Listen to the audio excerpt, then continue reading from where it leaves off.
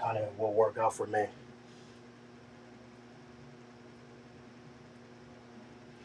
All right, all right, all right, all right, all right. All right, everybody, we are going live. So, good evening. It's me getting back from the stream. It is Monday, and as guys about to tell, the Phillies are playing soon. They are playing against the Cubs and the Flyers. Well, the Flyers, they are playing too. They have a really big important game against the. They have a really big important game against the Hurricanes. But the Hurricanes are resting their.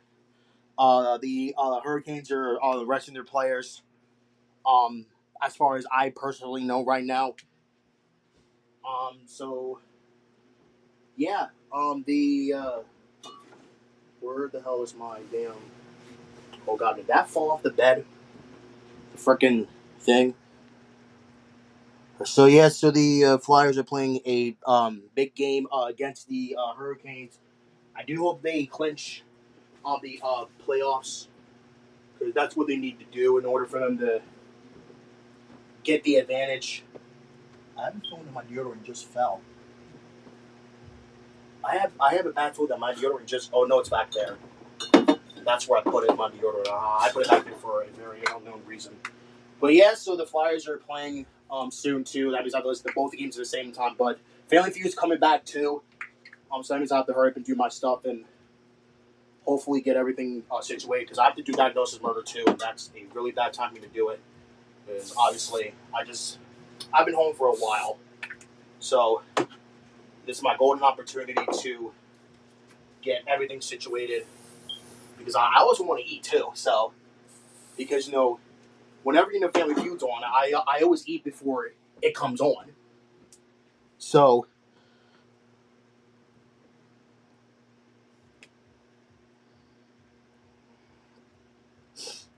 so yeah, the Flyers are playing a really important game. Like I said, I really hope that they clinch the playoffs because they actually need to do that with the win. And I mean, yeah, because I think they need a win here. Because I think it's not really easy because even though the Hurricanes are resting their players, I mean, to me that still really doesn't matter. But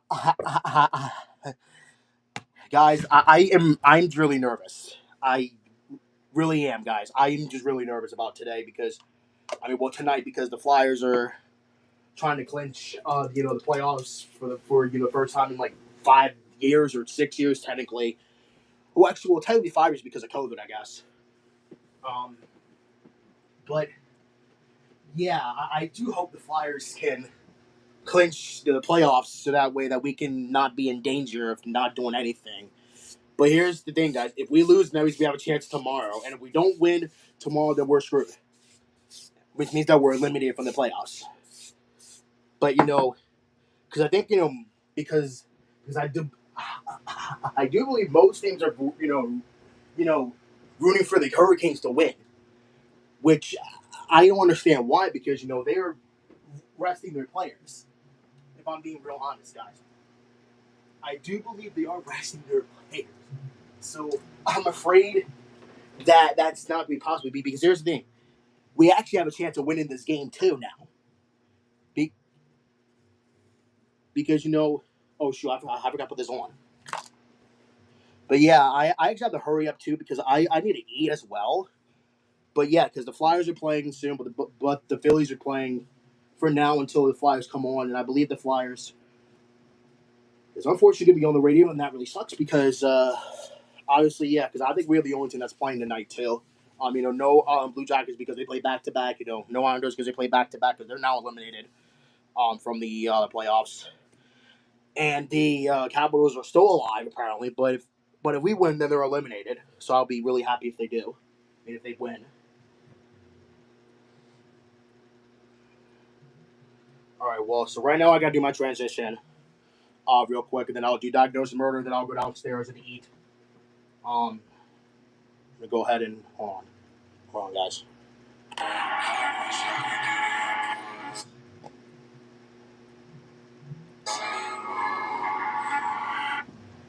I'll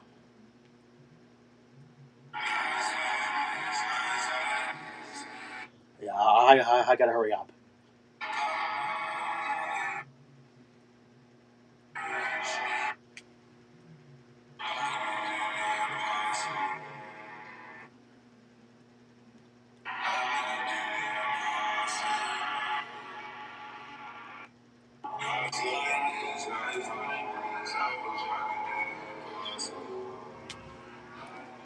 Wait, is it 6:40 or is it 7 o'clock? The Phillies. I don't know if it's. I don't know, but I will say.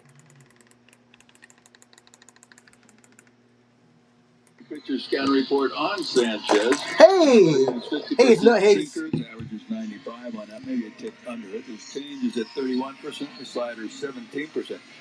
For me, he hasn't had his usual command. oh, I think Machine has a new logo. But he battles out there, and it just seems like whether he has his good command or not, he still limits the opponents to a few runs, and that's been the case for him. 1-1 record, a 1.65 ERA. He still gets a lot of the ground balls, and that's a key for him, keeping that ball down and getting those ground balls. And that's brought to you by SEPTA. SEPTA brings us all together.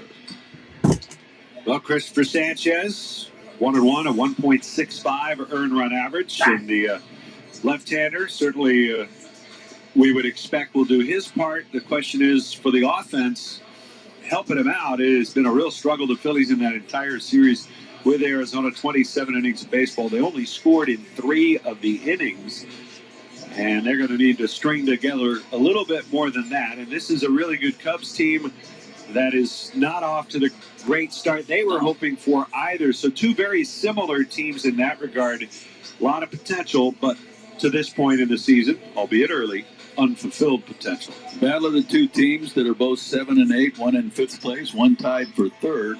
And so it will be a battle. Let's get to the keys to the game on this one. I think score more than 1 inning, and that's been a problem in a game, scoring more than in 1 inning. They've scored 3 times in the last 46 innings, 3 runs, 4 runs, and 5 runs in those 3 innings. So they need to do that. Also, they need to play better baseball, as Bryce Harper suggested after yesterday's game. And that's brought to you by James Hardy. Hardy Siding is America's #1 brand of siding. Well, that'll bring up the Cubs leadoff man, Nico Horner, who is ready to go. So is Christopher Sanchez, 29-year-old left-hander, 6'6", 200-pound lefty. And he sets up shop on the third base side of the rubber. It's a gorgeous night, not a cloud in the sky. The lights are on. And the first pitch is on the way, and it's taken for a called strike 1, and we are underway at 6:42, right on time. Right on time. 78 degrees, and right away, Nico Horner takes time out and steps out of the box. Sanchez holds a glove out front, now turns into his windup. The 0-1 pitch. Swing and a miss. And right away, we see a pretty good change up there from Sanchez. 4th start of the year for the left-hander. Gave up 4 runs, 2 earned in 5 innings his last time out. Uncharacteristically allowed 11 hits. The 0-2. Check swing, that pitch down low. They ask at first base. He did not swing. Says the crew chief Mark Wegner over there at first base. Nate Tomlinson handling home plate tonight. Bruce Streckman at second, Carlos Torres at third, rounding out the umpiring crew. 1 ball and 2 strikes on Nico Horner.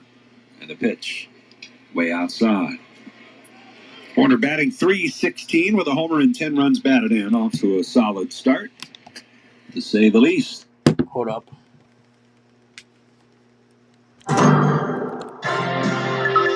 Whoa.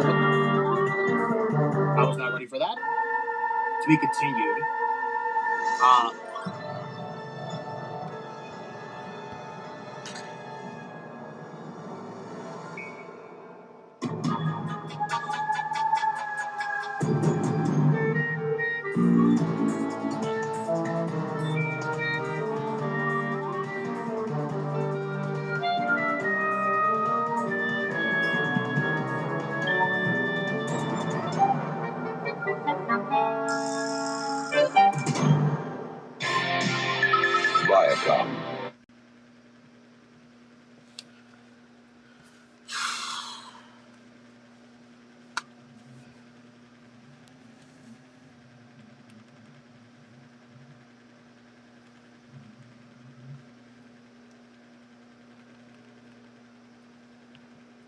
just outside.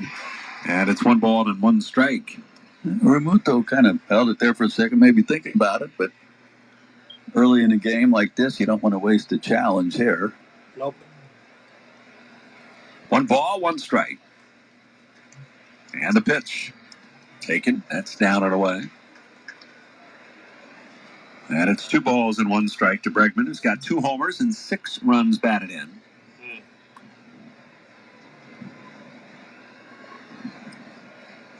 2-1. And the pitch. Swing and a miss. But they Jesus.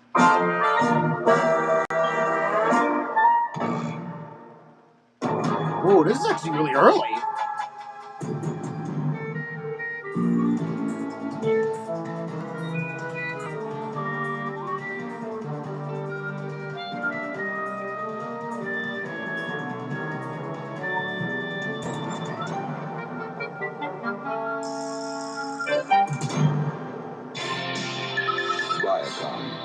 just one meeting.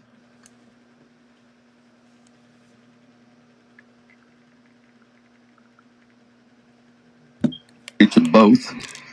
Well out of reach, both of them. Suzuki, as we said, only playing in his 4th game since getting activated off the injured list. Takes the first pitch down and in, a sinker. And it's 1 ball and no strikes.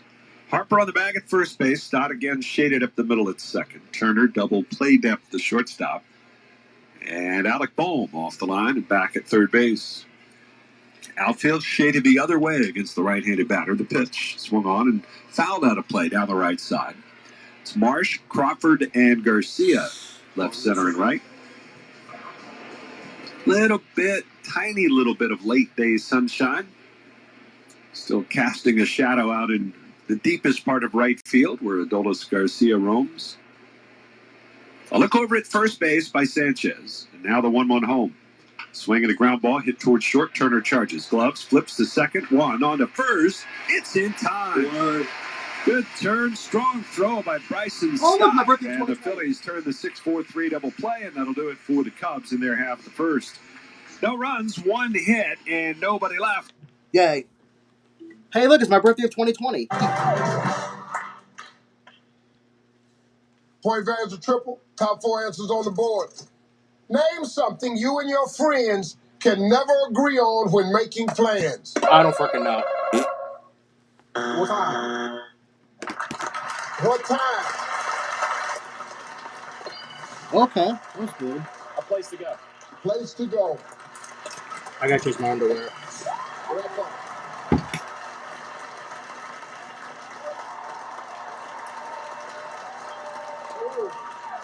Sophia, name something you and your friends can never agree on when making plans. Who to invite? Who to invite? Wait a minute. This don't look like 2020, bro. Name something you and your friends can never agree on when making plans. What to wear? What to wear? Okay, this still looks like 2020. And they will win the game. Who's driving? Who's driving? That was a good answer.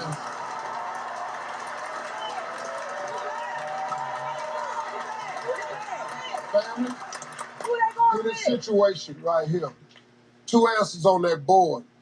You give me either one of those answers, your family steals, your family wins the game. Oh. But if it's not there, the Clyde family is going to win the game. Name something you and your friends can never agree on when making plans. Who's paying? Who is going to pay? That's a good answer. Yep. I don't know when was this. What's 3? Number 3. What's 3? Which movie? I think this might be the car, right? Hold on. Because when you play good, it's like you say. Hope you had a good time, man. Hold on. I think it's the next episode. Hold on. I think we're gonna find out. I believe this is the car episode. I don't know if it is. I don't know. I don't know. I mean, it told me this aired on my birthday of 2020, so I don't know. This is not 2020. I'm pretty sure 2020 was like when it was like spaced out because of COVID. 67% first pitch strikes. He's certainly attacking the strike zone early. That's brought to you by Septa. Septa brings us all together. First pitch to Kyle Schwarber in for a called strike. 0-1 the count.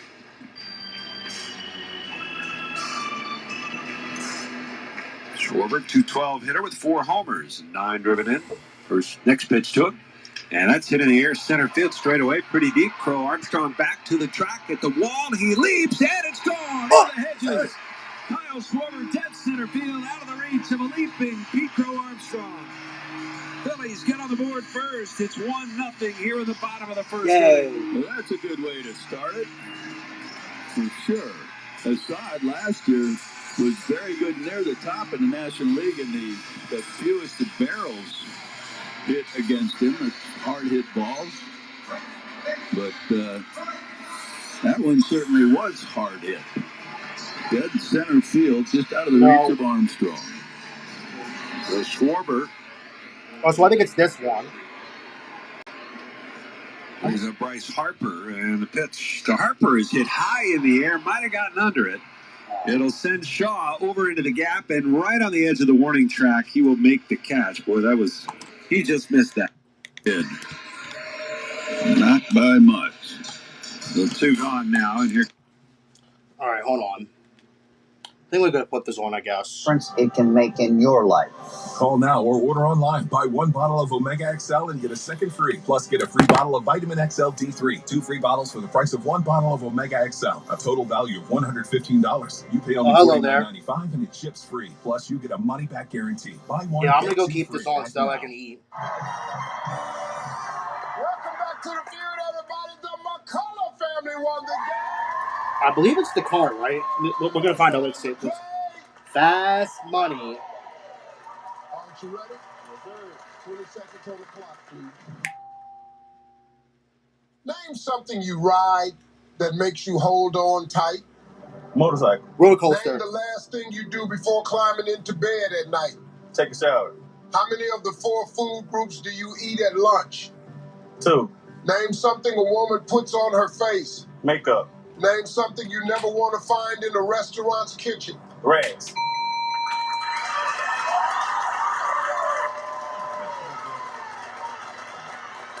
That's awesome.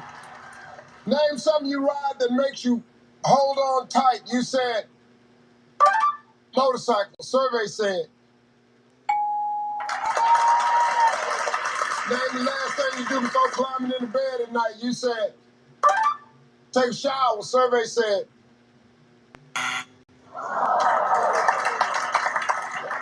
How many of the 4 food groups do you eat at lunch? You said 2. Survey said.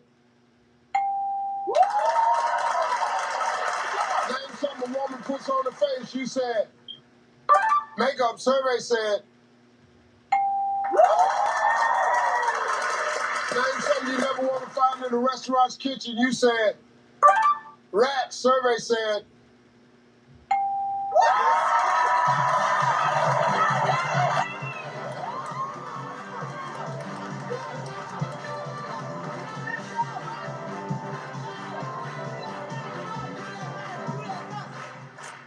How you feeling, Steve? I'm feeling excellent. Okay. What's your relation to Jarrell? He's That's his my big brother. youngest big brother. Yeah. Oh, okay. How many points you think your little brother got? With him, I think he got about 120. Suppose I told you he did a little bit better than that. Well, I'm going to treat him good. Your little brother got 171 points. Oh, my God. Oh, you going to have to treat him good for a long time, Steve. I've been spotting him since he's been born. No, you ain't. You need 29 points, man. Come on, let's win this money. Yes, sir. All right, I'm going to ask you the same 5 questions. You can communicate the answer. If you do, you're going to hear this sound. I'm going to say try again. You give me another answer. Going to be a little bit tougher this time, so we're going to give you 25 seconds. You ready? Yes, sir. All right, let's remind everybody of Jarrell's answers. 25 seconds on the clock, please.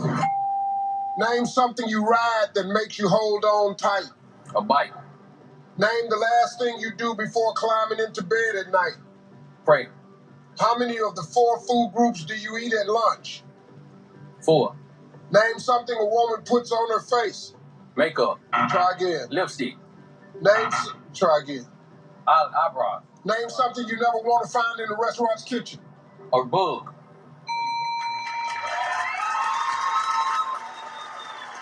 Yeah, come on.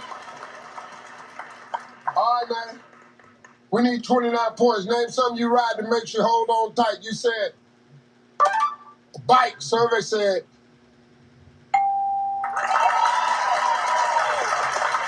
amusement ride was the number 1 answer. Amusement ride. We 15 away. The name last thing you do before climbing into bed at night. You said pray, my man. Survey said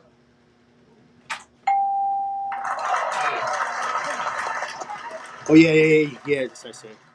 number 1 answer was brush your teeth. 11 points away.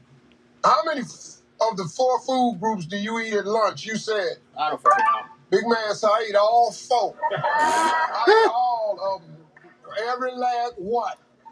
Look at me. 4. Survey said. Oh, my. Perfect 11. I didn't know this in my pocket. So you guys can hear Family Feud. 2 and 3 was tied for the top answer. Makeup and a mouse or a rat was number 1. Well, $20,000. And we're coming right back on Family Feud. I'm Steve Harvey. We'll see you next time, folks. Like a relentless weed, moderate to severe Crohn's disease or ulcerative colitis symptoms can keep coming back. Break away to what's possible with Tremfya. The only IL-23 blocker for Crohn's and UC to offer self-administration from the start. With symptom relief as early as 4 weeks, remission at 12 weeks, 1 year, and even 2 years. Some had visible healing of their intestinal lining. Serious allergic reactions and increased risk of infections and liver problems may occur. Before treatment, your doctor should check you for infections and TB. Tell your doctor if you have an infection, flu-like symptoms, or if you need a vaccine. Healing is possible with Tremfya. Backed by over 15 years of clinical research. Ask your doctor about Tremfya today. Family Feud favorites. Tonight at 10 on Philly 57.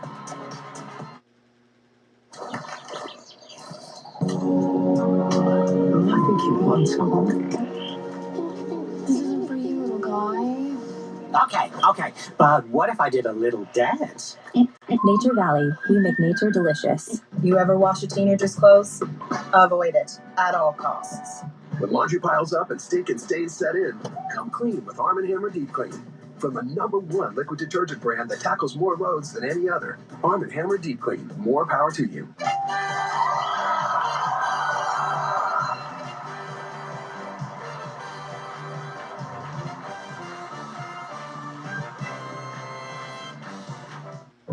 Made in Georgia.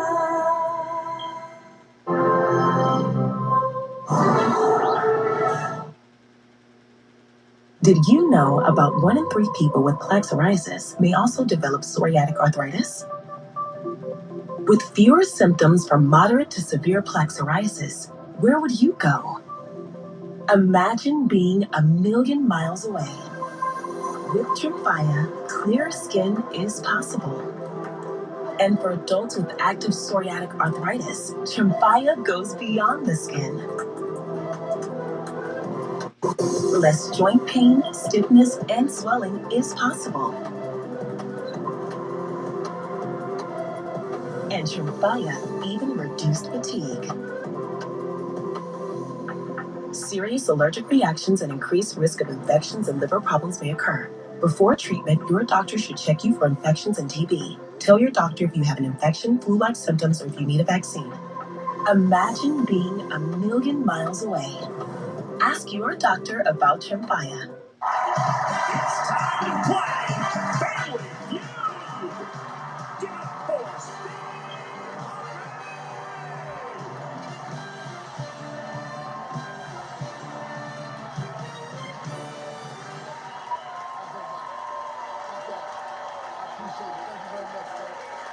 I appreciate that.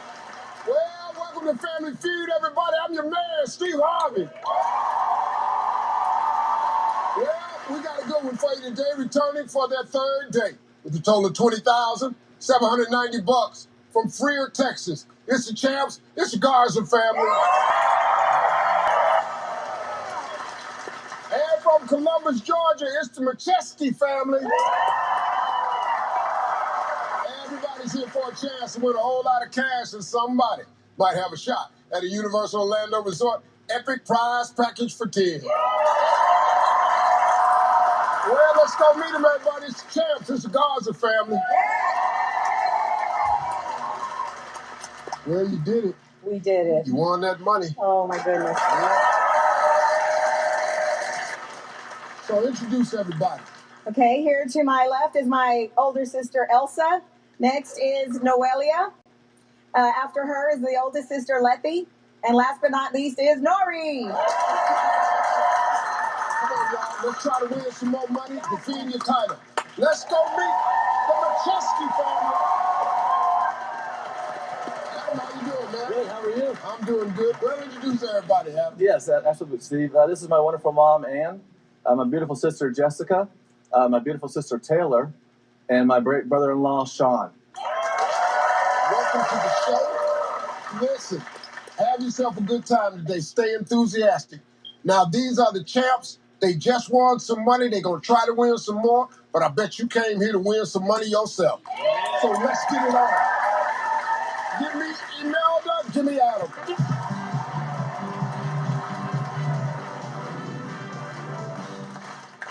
Top 7 answers on the board. We asked 100 husbands. What's something you can do to make your boo smile when they're mad at you? Buy them a gift. Buy them a gift. Give them chocolate. Give them chocolate. Give them a kiss. Give them a kiss.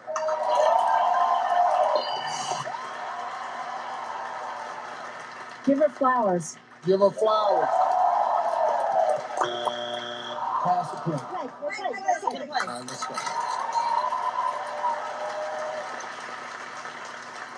All right, I'm going to say this one time. We asked 100 husbands. 100 husbands. Noelia, what's something you could do to make your girl smile when they mad at you? Take them on vacation. Take them on vacation.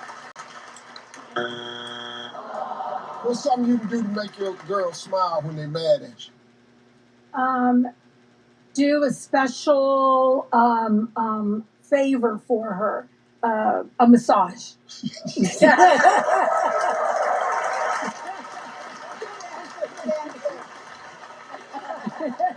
I didn't know where you was going with this. Do a special favor for her. A massage. All right, we got 2 strikes. We got to be careful, knowing other family can steal. Something you can do to make your girl smile when they're mad at you. Tickle her. Tickle her.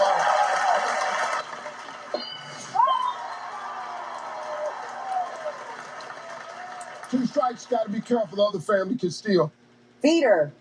She might be hangry. Feed her. We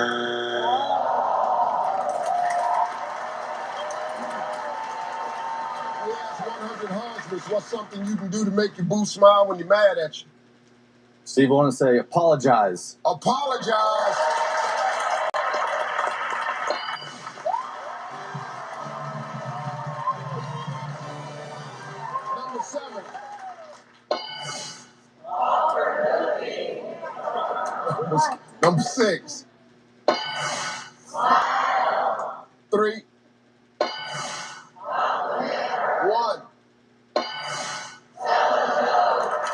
question two. Give me Elsa, give me Ann.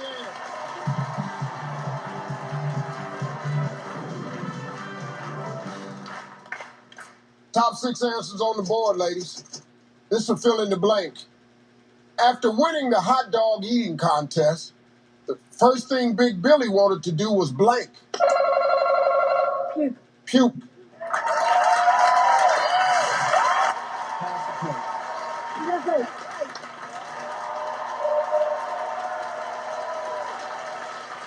Luella, after winning the hot dog eating contest, first thing Billy wanted to do.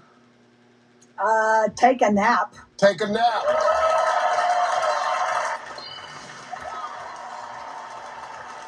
Lady, after winning the hot dog eating contest, what you think first thing Big Billy wanted to do?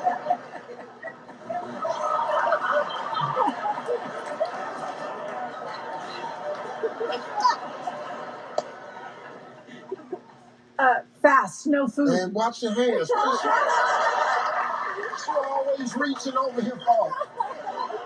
Okay. He want to do what? Fast, no food. Go without fast. Oh, Go fast. Lori, after the hot dog eating contest, Big Billy wanted to do first. He wants to have a party. Yeah. Want to have a party. All right, we got 2 strikes. Got to be careful. After the big hot dog eating contest, first thing Big Billy wanted to do was what? Die. Die.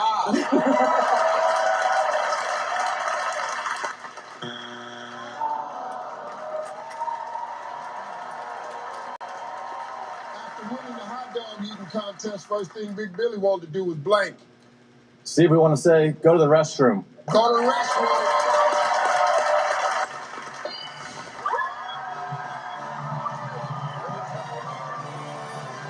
Number 6. 5. 4.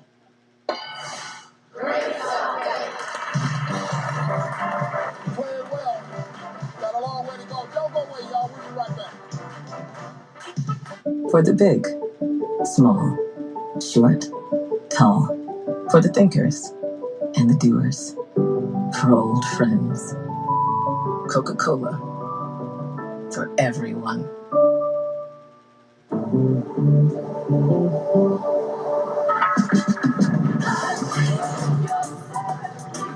That particular dish is a dish I would cook with my grandmother.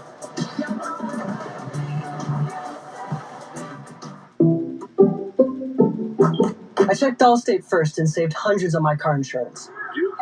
Unfortunately, I did not check my outfit before meeting my girlfriend's family. Checking Allstate first was an excellent plan. Not checking which team my girlfriend rooted for? Yeah, not great. So check Allstate first, and you can save hundreds. Ex-girlfriend. Don't choose a lawyer based on a billboard. Wawa's $6 meal deal is back. The sandwich you crave, a fountain drink, and the Hers chips you want. All for just $6. Big taste, real value, no compromise. Gotta have a Wawa. Millions of people called us last year in their time of need. Injured, we became the largest injury law firm in the world for a reason. There's only one Morgan & Morgan. Celebrate America's 250th with 1776, the blockbuster musical that started it all. Experience the founding fathers like never before. 13 colonies, 1 judgment, a chance at freedom. 1776, the musical at Walnut Street Theater. Performances begin April 14th. At Portland Madness, we eat, sleep, and breathe personal injury. Clients are hiring us for one thing, and my job is just to be that bulldog to go and get the money for them. Our clients are our family, and we protect our family. Welcome back to Family Feud. Macheski family, 112. Guys are family not on the board. Give me no Alia, give me Jessica.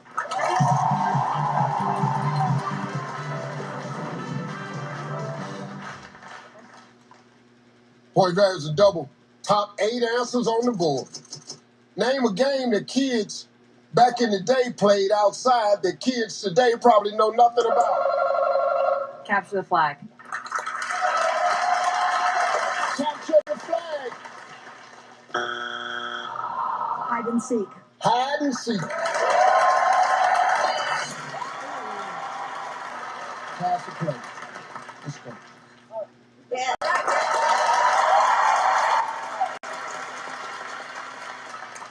A game they played back in the day, they don't play it. They know nothing about it. Hopscotch. Hopscotch. Game they played back in the day, they don't know nothing about today. Kick the can. Kick the can.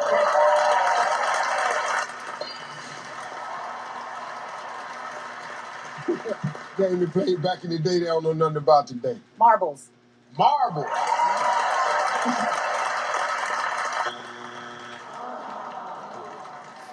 Only one strike. Give me a game kids played back in the day, they don't know nothing about today. Dodgeball.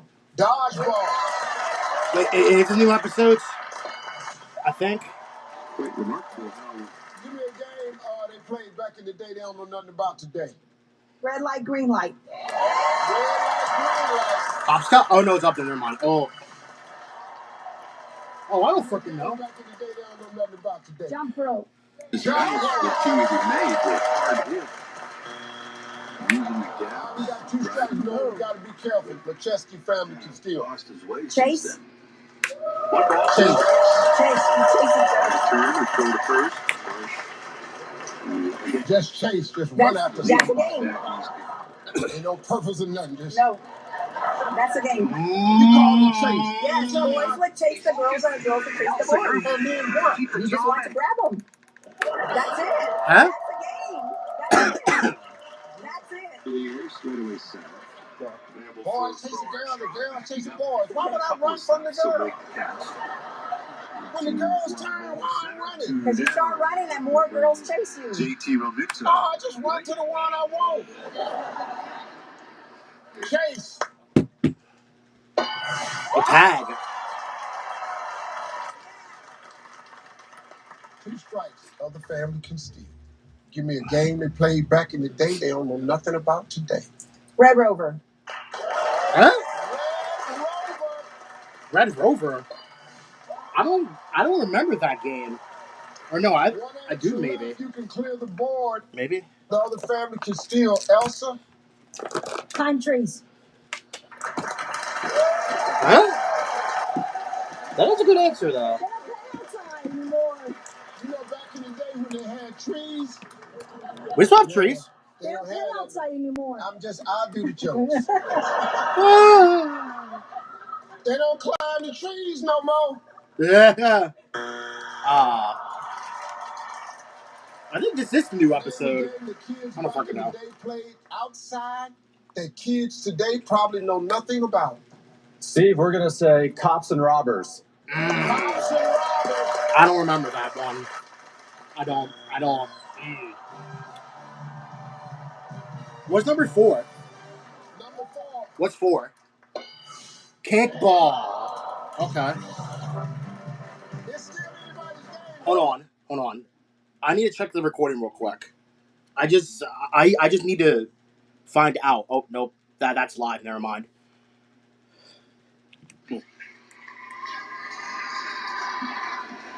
Runner in scoring position now. The 1-1 to JT. Hit in the air, shallow right field. Horner going out. Coming on is Shaw. Nobody's going to get it. My goodness, that one falls in for a hit, and Marsh is in to score. That's an error. And the Phillies have scored in back-to-back innings.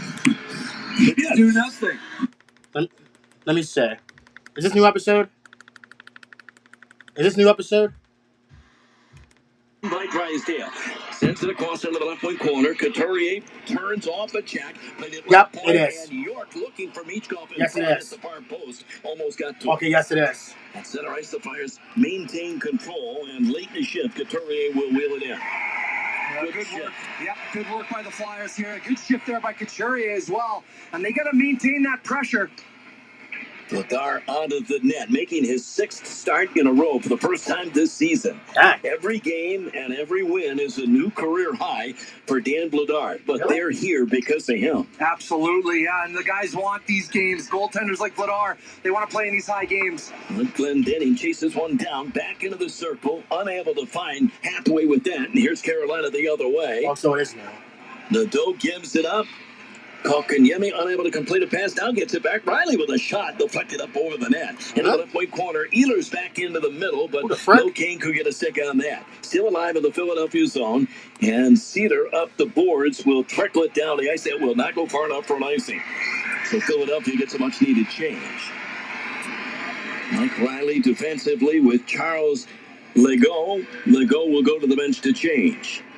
Right up the middle. Here's Carolina on the attack in the Philadelphia zone. A backhand shot, not able to get that to the net, was Skyler Brindamore, and it's deflected up and out of play. So 13:27 to go in this opening period, and we get a timeout on the ice.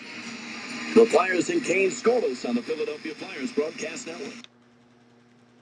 Okay, so we're scoreless. Okay.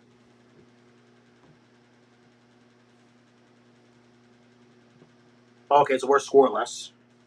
Okay.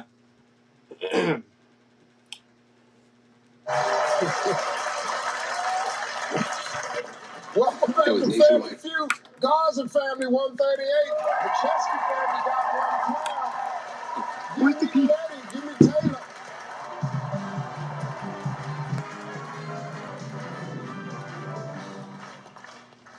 Ladies, point values are triple.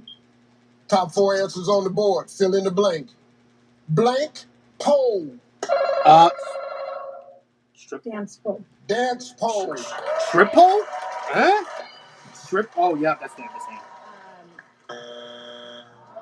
Something. Pass the play. Something pole. Something pole. I don't know. I don't got one. Oh, North Pole. Oh, I did not think of that. Right pole. South pole. Oh, I didn't. South Pole. Yep. Something pole. One answer left. If it's there, you win the game. Blank pole. Light pole. Ooh. That's a good answer. I have a clue. That's a hood answer. Light pole. One answer left. Fill in the blank. Blank pole. Electric pole. Electric pole.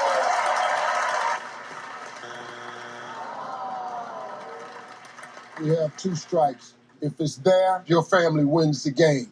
But because of the 2 strikes, if it's not there, the other family can steal if they have an answer and win the game.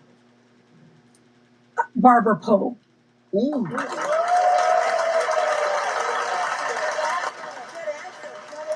For the win, barber pole.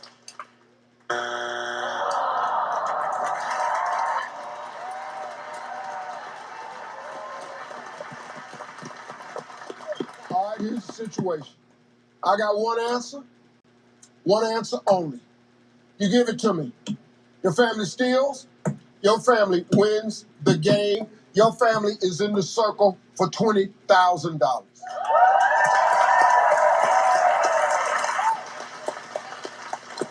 But if it's not there, the other family plays for $20,000. Fill in the blank. Blank pole. Steve, we're going to go with flag pole. Flag pole.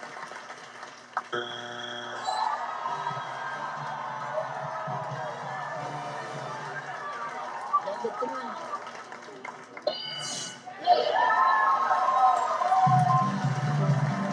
Hope y'all had a good time, folks. Thank y'all. Hey, I need 2 of you.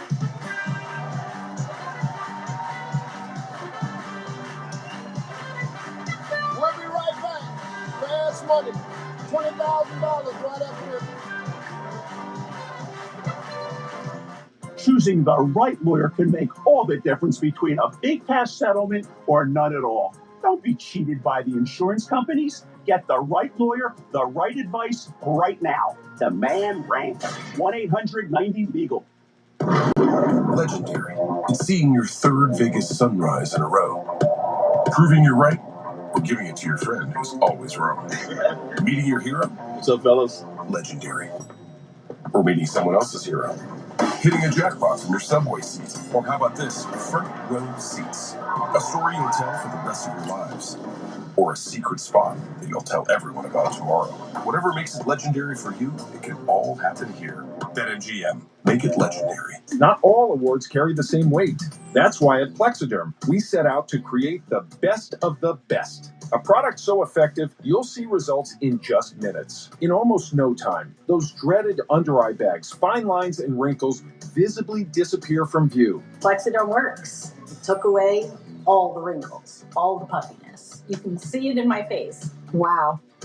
That's incredible. There's been creams, there's been lotions, concealers. Nothing works like this. Are you serious? Like I look 15 years younger. Are you sure it's not the mirror? Plexiderm won Editor's Choice Awards from E!, Elle Magazine, and most recently, Women's Health. Now those are real trophies. And now you can try Plexiderm for just $14.95 with free shipping. Go online, call now, or scan the QR code on your screen. Join the millions who've discovered why Plexiderm isn't just good, it's the best. If you've been injured in a car... Yeah, definitely sad to hear. Yeah. Here's Seiya Suzuki. And the pitch is in there for a called strike. Scrap iron. Yeah. That he was. All right, you ready? Yes, I'm ready. 20 seconds on the clock, please. Tell me an occupation where the women are as tough as the men. Lawyers. Name something that doesn't work if it has a hole in it. A balloon. Fill in the blank. Sister blank. Hood. What age would you retire if you had enough money? 55. Name something with claws. A cat. A tiger. A tiger. Tell me an occupation where the women are as tough as the men. You said gynecologist. Lawyer. Survey said. I'm kidding, guys. I'm kidding, guys. Name something that doesn't work if it has a hole in it. You said balloon. Survey said. Oh, I don't freaking know. Fill in the blank. Sister blank. You said sister-in-law. Sisterhood. Survey said.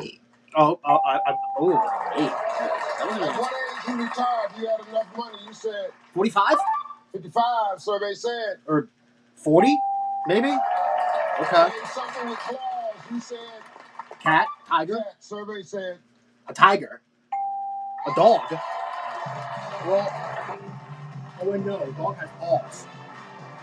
A dog has paws. My bad. My bad. The dog has paws. My bad. Hey, Laurie? Yes. All right, listen to me. You got a chance here. Your sister did what she needed to do. She got you halfway there. She got 103. Okay, good. You need 97. Okay. All right, let's remind everybody of Imelda's answer. 25 seconds on the clock, please. Come on, man. Tell me an occupation where the women are as tough as the men. Doctors. Name something that doesn't work if it has a hole in it. A car. Fill in the blank. Sister blank. Hood. Try again. Sister, pants. What age would you retire if you had enough money? 50. Name something with claws. A bear. I was going to say bear. I think she messed up on the middle question right there. Sister pants?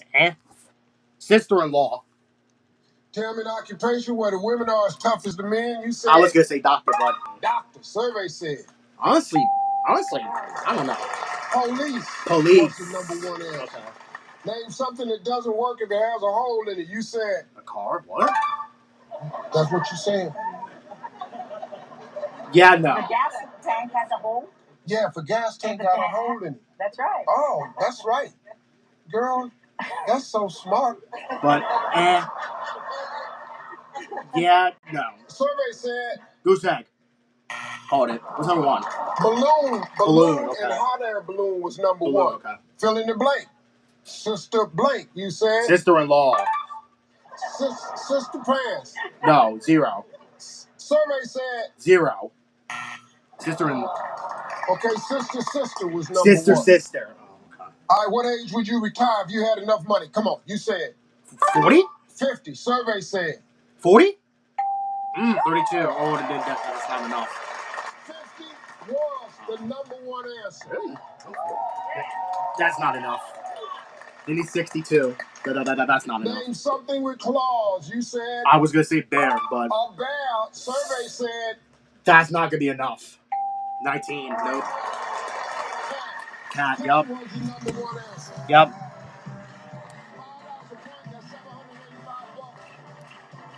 They got a 3-day total, $21,575.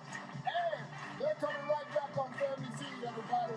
I'm Steve Harvey, and we'll see you next time, folks.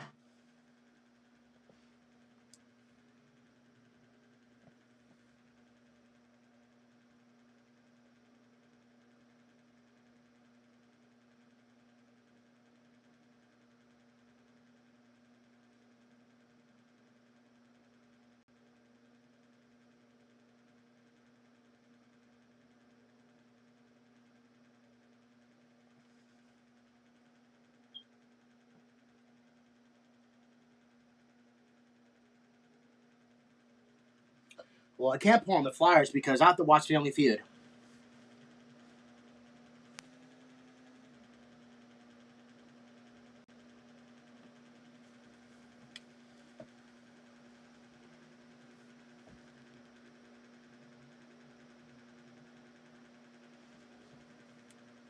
Alright.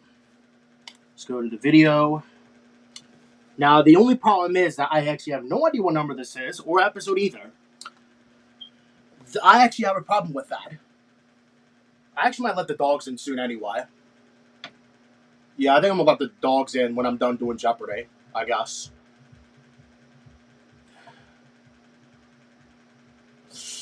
Yeah, my butt is hurting me bad again. I do gotta... Okay, well, as of right now, the Phillies are winning, though. That's good, I guess. Oh, there we go. I think this is gonna say 2025. We're gonna find out.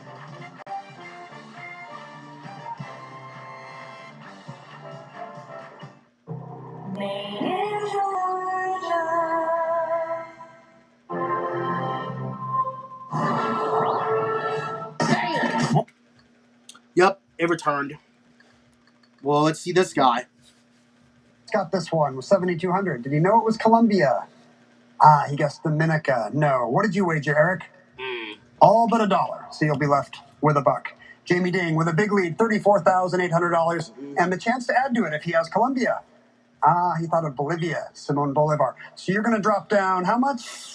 $16,200. He's the one anyway. The bad news, Jamie, is you have a mere $18,600 now. But the good news... The good news, you're a 22-game champion. But, your total? But he still won. $27,600. I think he could have won. We'll see if he can make it 23 in a row tomorrow. Join us then. Oh, okay. That's like a medium credit roll. Okay. Okay. It's like a medium credit roll here. Okay. I'm going to do it outside.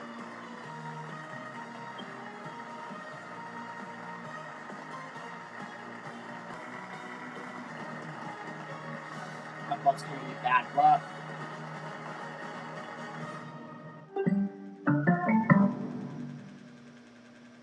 I'm going to cut off again there.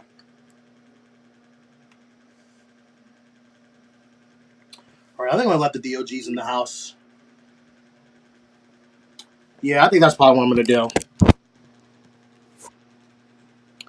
Yeah, I'm still here. I just got done doing Family Feud and Jeopardy. That's what I need to do before. Yeah, I think I'm going to let the DOGs in now, and I'm going to be able to lay them later. Or no, Because I could let them out at like a later time too, you know. Here we go, money. Hold on. Before I check, I actually have no idea what number this is. I actually have no idea what number this is. I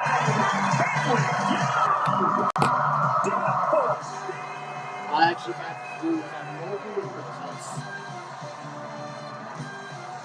No idea. But we're going to have to find out.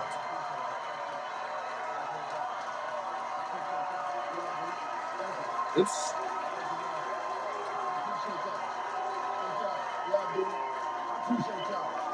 Well, welcome to Family Feud, everybody. I'm your mayor, Steve Harvey. Well, we got a good one for you today, returning for their third date with a total of $20,860 from Cummings, Georgia. It's the Rathbun family. It's like 52. And they're back from Miami, Florida. It's the Lamar family. Everybody's here for a chance to win a whole lot of cash, and somebody might have a shot at a Universal Orlando Resort Epic Prize Package for 10. Well, let's go meet the families. It's the champs. It's the Rathbun family. Jody, how you doing? Hi, Steve. You winning money. Yes. Yeah, that's good. Introduce everybody. All right. Well, I brought a whole bunch of handsome men with me. I got my husband, Bobby, my oldest son, Aiden, my younger son, Noah, and bringing up on the end there is my brother-in-law, Michael. Come on, defend your time to win some money. Let's go meet the Lamar family. All right, Jessica.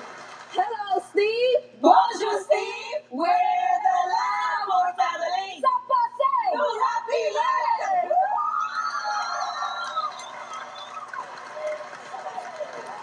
That's pretty good. Well, introduce everybody. Well, this is my incredible Aunt Rose, my astounding cousin, Dr. Jacqueline, my daring sister, Dr. Daniela, and my innovative little sister, Angelica. Welcome to the show. These are the champs. They won some money, so might as well try to win yourself some money. Let's get it on. Give me Jessica. Give me Jody.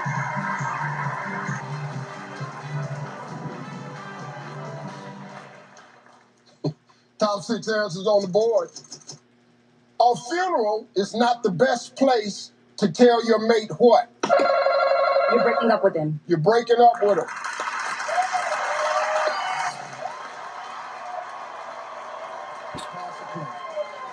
We're gonna play, Steve.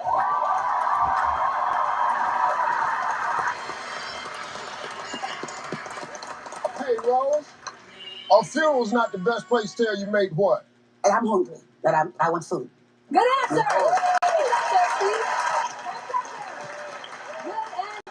I'm hungry.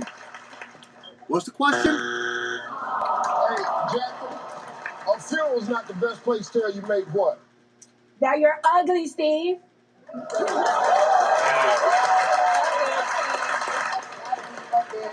It gotta be up there.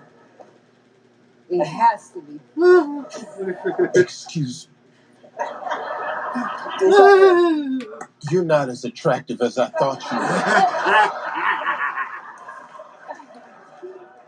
were. Well, because, I mean, the dead dude, the dead man look better than you do. No, it's actually 52. You're not attractive. The body look better than you. No, it's 52. Got 2 strikes. It's 52, not 51. A funeral is not the best place to tell your mate what? That their breath stinks. That their breath stinks. That's up there. That works, I guess. All right, family. A funeral is not the best place to tell your mate what? That they're cheating. That they're cheating. I believe this is episode 26. I don't know. No, 126. What are the other answers? Number 6. What's 6? Getting turned on.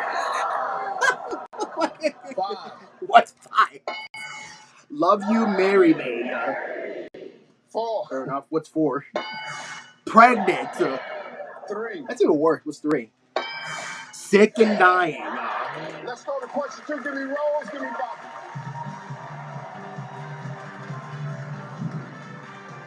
There you go. This ought to be interesting. Top 8 answers on the board. Uh-oh. Some men grow a mustache because they think it makes them look what? Ugly. Like me. Distinguished. Distinguished. Ugly like me. Like, well, I'm not ugly, but the mustache makes me look ugly. Handsome. Handsome. That for me, no. No thanks. I don't like having a mustache or a beard in general. Yes, we will play, see. Okay.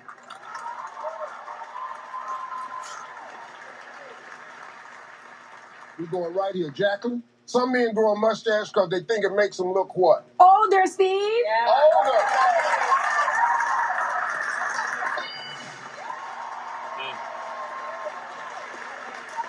Daniela, some men grow a mustache because they think it makes them look what? More intelligent, Steve. More intelligent.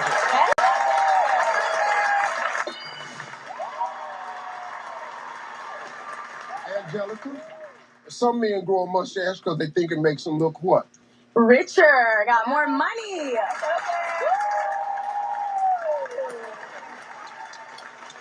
Make them look richer. Oh. That was a good answer. Because if that was the case, I'd have had this mustache when I was 9. Jessica always wants to strike. Some men grow a mustache because they think it makes them look what? Funnier, Steve. What? Funnier what? It's up there. It's up there. Number 7 or 8. You think? It's funny. Nope, he's 7 up there. And we got 2 strikes. A rapper family can steal. That's crazy. Some men grow a mustache because they think it makes them look what? Sweet. Sweet. Dad, what? Sweet, what? Oh. Some men grow a mustache because they think it makes them look what? We're going to go with intimidating. Intimidating. She ain't wrong. I mean, it ain't wrong. What? All right, what's 4, 5, 7, and 8? What's 8? Like a celebrity, Steve.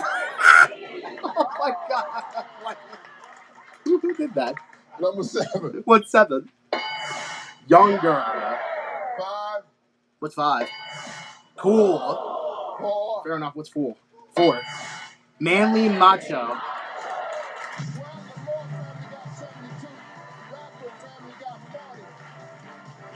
the goal is 12 points. We got 2 good families. Don't go away, y'all.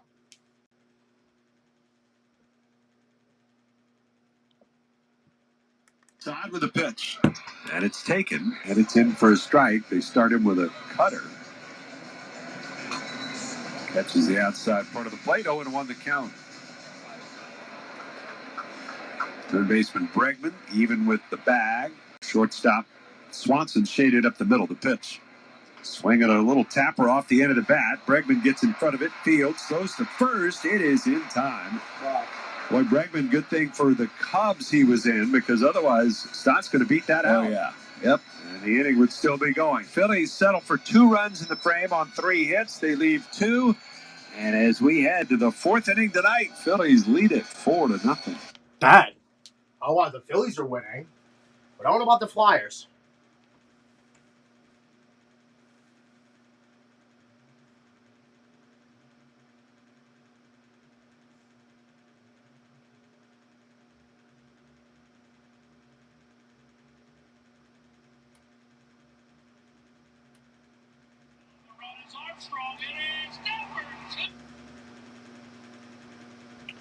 Ugh. I have a very bad feeling of what the hell? I have a bad feeling the Flyers are not scoring. That sucks because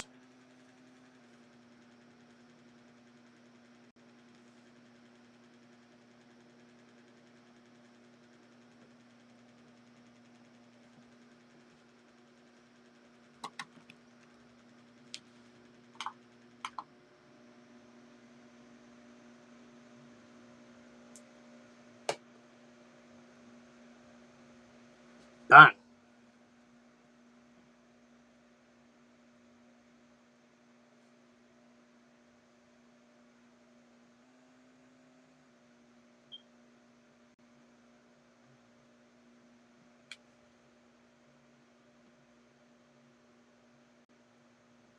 I mean, are we like not doing anything either? I mean, I guess we're gonna go into the second period.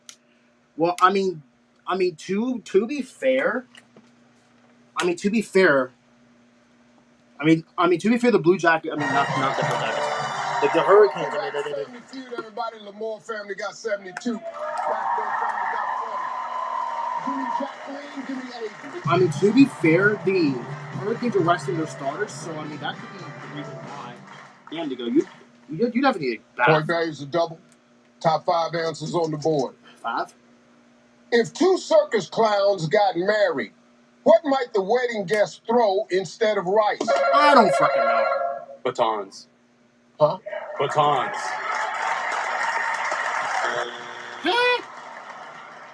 Clown noses, Steve. Clown nose. Noses.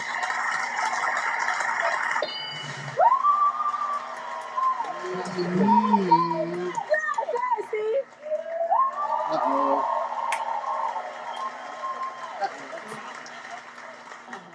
Daniela, if 2 circus clowns got married, what might the wedding guests throw instead of rice? I'm gonna go with clown wigs, Steve. Clown wig. That's up there. Angelica, if 2 circus clowns got married, what might the wedding guests throw instead of rice? Snakes. Oh God. Yeah. No, give her an X. Oh no, give her an X. Thank you. Okay. 2 strikes. Rathburn family can steal. Jessica. Juggling balls. Come on, girl. Come There on. you go. There you go. I like that. That is a better answer than snakes. Juggling balls. It's up there. What? That was a good answer. Oh my God! What? Are you for this? If 2 circus clowns got married, what might the wedding guests throw instead of rice? Pies, Steve. I was gonna say pies. There you go. Not only is what's 1, 2, and 4? Number 4. What's 4? Circus popcorn. No. What's 2? 2. What's 2? Confetti glitter. What's number 1? 1. What's 1? Balloons. I did not think of that. I did not think of balloons. I did not think of balloons. No wind to speak of.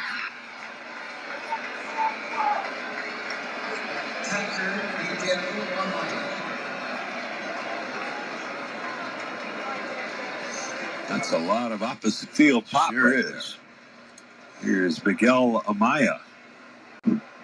Singled to left his first time up, and the pitch is a called strike. Sanchez, who gave up only 12 homers all last season. Tonight, his 4th start. That's the first homer he's given up this year. 0-1. Fouled off.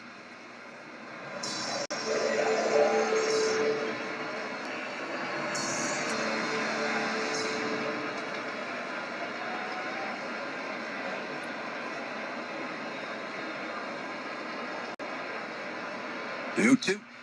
Swing and a miss. Got it.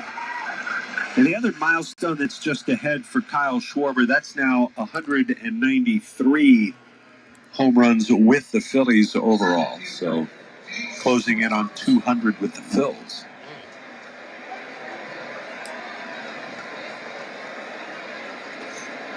So Sanchez comes back, makes quick work of Amaya. Here's Pete Crow Armstrong. And the pitch. He takes. There's a strike call. God. Where's the Phillies and the Flyers? 0-1 the count. And the pitch. That's a called strike over the outside corner. Pete Crow Armstrong, who grew up in Southern California, in Hollywood, quite literally. He's a family full of actors, and he wanted nothing to do with it. He was a baseball guy from the very beginning. 0-2 pitch on the way. A swing and a miss. He struck him out. Well, he's got him messed up, that's for sure. Pete Crow Armstrong, who said a couple of years ago his favorite player growing up was Chase Utley. Oh. And he said he just loved the edge that he played with and the intensity that he brought to the game. It's something that Pete Crow Armstrong has always tried to emulate. It's a good one. Here's Matt Shaw, and the swing and a miss by Shaw at the first offering of.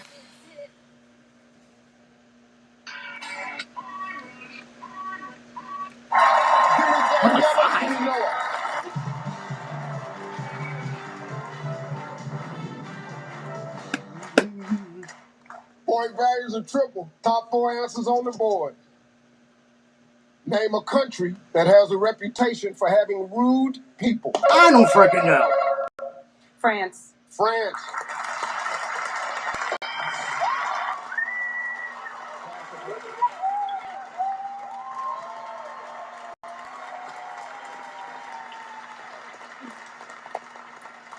Angelica, name a country that has a reputation for having rude people. I don't freaking know. Russia. Russia. I to me, I don't freaking know. Jessica, North name Korea? a country that has a reputation for having rude people. Italy. I honestly don't freaking know. England?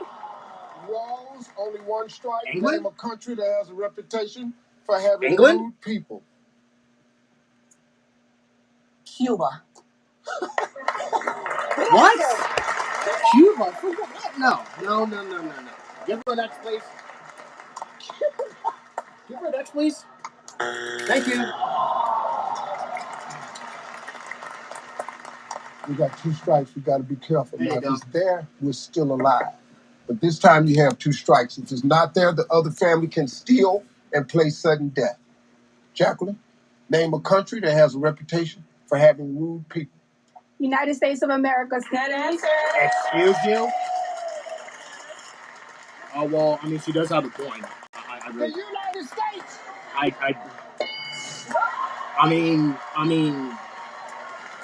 well, how do you talk about a country, bro? Hey, we got 1 answer left. How are we the rudest people? Excuse me? I ain't rude. Wins this game. I ain't rude. Listen. Being beef Your with me? family is in the circle for $20,000. Excuse me, but I ain't rude, But bro. this time you have 2 strikes. If it's not Where's my there, nail the clippers? other family can steal, and they will play for $20,000. Danielle, name a country that has a reputation for having rude people. I'm going to go with Germany, Steve. This is for the win. Wow. Germany. I was going to say Germany. Yup.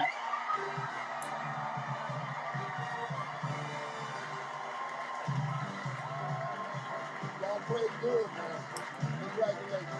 Hope you had a good time. Hey, I need 2 of you. I need 2 of you. We gonna play fast.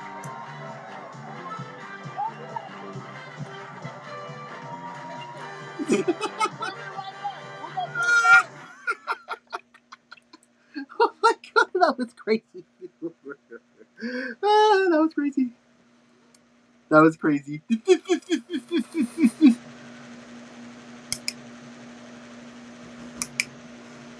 Hey, Nico. Nico. You alright, bub? Oh my god, you seem burned, dude. You look pretty dirty, bub. Yeah. Yeah, you most definitely need a bath, dude. Yeah, you definitely need a bath. Yeah, I can't listen to my Flyers game because I'm watching Family Feud at the moment. How do you have a bath when they're losing too? I mean,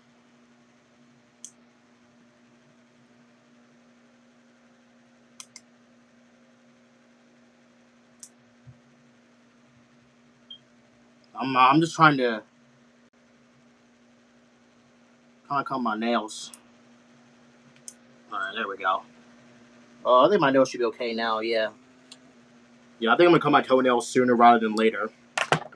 But by the Giant Company, the Phillies Kids Club offers its members exclusive items, including a Fanatic Bounce Buddy, a complimentary ticket, and benefits such as first in-line access during Kids Run the Bases. Visit Phillies.com/fan clubs for more info.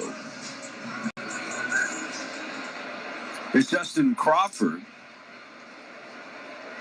Crawford struck out his first time up, tries to hold up on the first pitch here, and he does. Out of the dirt, he went 4 for 8 over the weekend.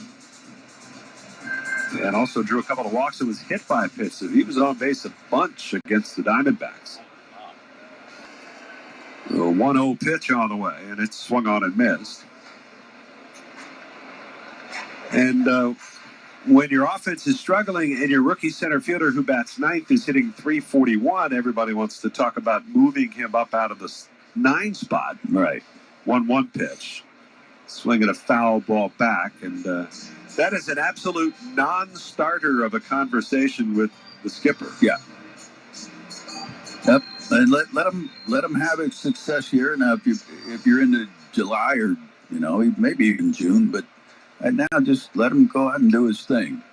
1-2 pitch on the way. Swinging a ground ball towards second. Horner charges, fields it knee high, throws to first. It's just in time. Bro, the frickin' Flyers are losing. Oh, who's that? John, whoever the hell. Bro, the Flyers are losing 2-0. This is our game to win now. We need to win this game to stay alive. And if we lose, then that's kind of huge. I mean, Jesus, we're losing 2-0. So I said we gave up 2 goals in the first period. Jeez. Why we should have started Sam Harrison. Daniela, Jessica's off stage. I'm going to ask you 5 questions in 20 This is why we should have started Sam Harrison, bro. Oh, my God. I have a bad feeling that we're not even going to clinch at all. Because, I get it. Hurricanes have something to play for, but we do too. We need to go to the playoffs. Y'all have already clinched the playoff spot. The best Las Vegas hotels are more than a hotel. They also have a what? Casino. Name a part of your body where 2 is definitely better than 1. Hands. When you need a shoulder to cry on, who do you call? My husband. Name something you pay off with monthly payments. A car. What condiment is a must-have on a burger? Ketchup.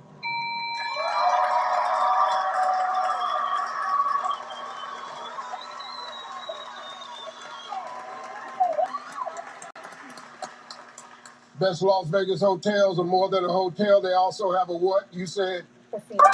Casino. I know what you said. Sorry. Survey said? Nice. Name a part of your body where 2 is definitely better than 1. You said? Survey said? Well, she ain't wrong. Hands, yeah. When you need a shoulder to cry on, who do you call? You said? Husband. Survey said? Name something you pay off with monthly payments. You said? Car. Survey said? Damn. What condiment is a must-have on a burger? You said? Ketchup. Survey said? Damn.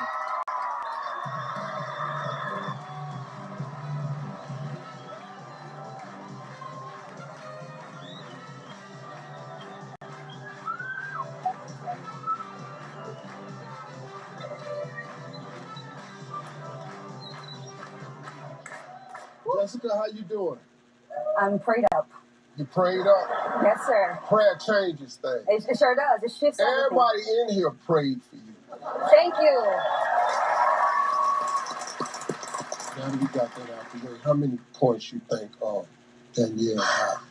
She's an ER doctor, groundbreaking researcher. It's giving 190. I mean, you are close. That's what we was hoping for. I mean, I'm sure it's close. It's groundbreaking ER doctor. A lot. Okay, well, she did what she needed to do. She got 179. Yes! They only need 21, so yeah, they got it. There is no way You cannot win this one. They only got. You need 21 points. I like a number. Yes. All right, let's remind everybody of Daniela's answers. 25 seconds on the clock. Okay, you got to pay attention to me now, okay? Come on. The best Las Vegas hotels are more than a hotel. They also have a what? Casino. Try again. Bar. Name a part of your body where two is better than Legs. one. Hands. Try again. Legs. When you need a shoulder to cry on, who do you call? My mom. Name something you pay off with monthly payments. Mortgage. What condiment is a must-have on a burger? Ketchup. Mustard? Mustard. They got it. How about mayonnaise? Ketchup, mustard, mayonnaise, pickles, cheese. Oh wait, no, that's not a condiment. My bad. That's not a condiment. Oh yeah, they won. 21 points. The best Las Vegas hotels are more than a hotel. They also have a what? You said. I don't freaking know. Well, casino, yeah. Bar. Survey said. They got it. Oh, 3. Ugh. Casino. Casino was the number one answer. Name a part of your body where two is definitely better than one. You said. Oh, legs, yeah. I said legs. Survey said. I said legs. They got it. Told you. Money. They got it.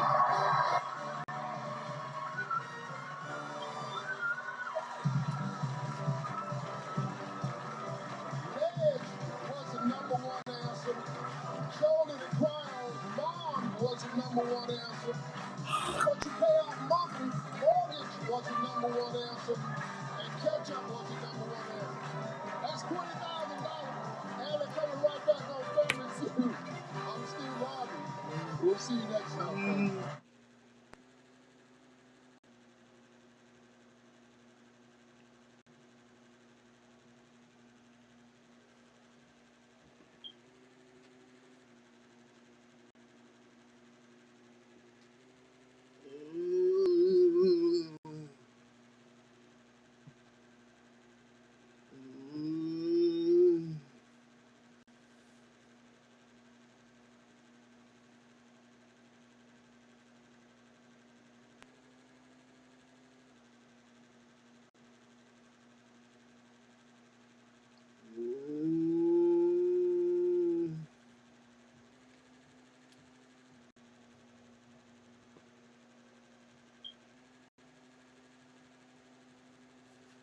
I just think the Flyers really need to step up their game here because they're down 2-0 and they need to really step up their game because if they don't win tomorrow, I mean, no, because here's the thing, because if they don't win today or tomorrow, then they're screwed. Or unless if a miracle happens. Unless if a miracle happens. You know, unless if a miracle happens. We just need a miracle tonight. Because, you know, now we're down 2-0. We cannot be down by more than 2 goals, too. Because we're the ones that need to win this game, not them. The freaking Hurricanes. But, you know, the Phillies are winning, so I guess that is a positive. Not really, though. Because, you know, if the Flyers are losing, then the Phillies are winning, and that's not really, I don't know.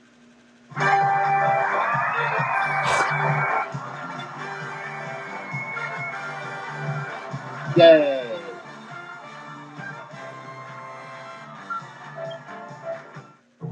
Made in Georgia.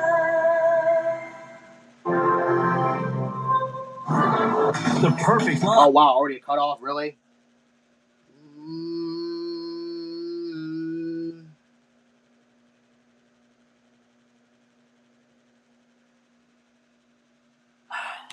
Plate. That was the 80th pitch for Sanchez. 80th? 51 strikes, 29 balls. Happ is 1 for 2 tonight with a single to center his first time up. Sanchez deals, and the pitch is down low. Breaking ball to start him off. He falls behind, 1-0. Happ's only granted into one double play here in early going. Caller.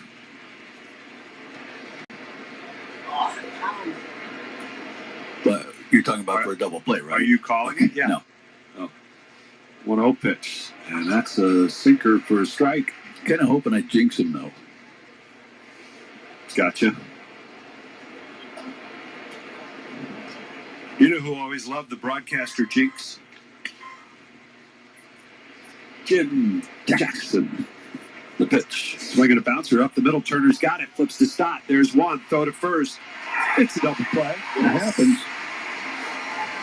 Oh, JJ. 6-4-3. The Phillies turn 2. And we'll go to the bottom of the 5th. It's still the Phillies 4 and the Cubs 2. Jeez, of course the Cubs are gaining runs again.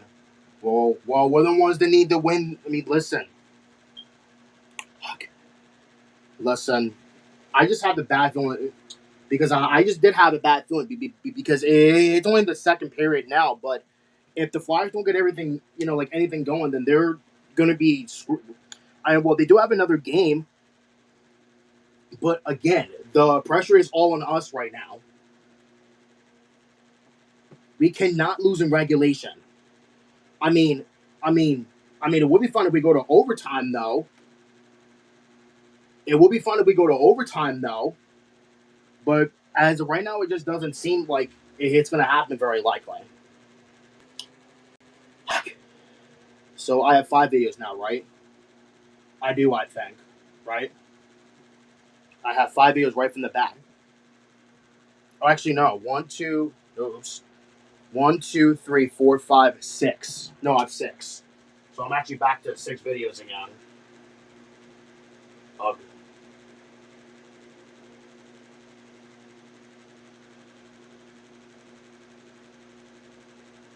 No!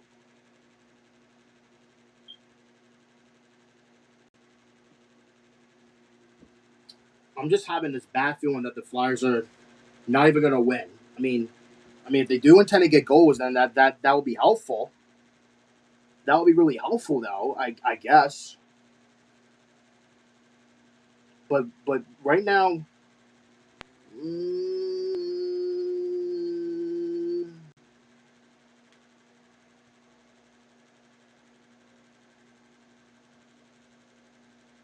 I'm just getting a little bit worried here. Oh shoot! I forgot to put myself back to normal. Jesus Christ! I always keep forgetting to do that when I. 1-0 to count. 2 runs, 5 hits for the Cubs. 4 runs, 6 hits, and an error for the Phillies. Here's the windup in the 1-0 pitch. That's inside.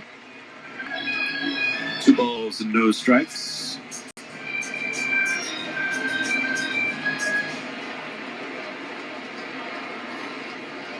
The pitch.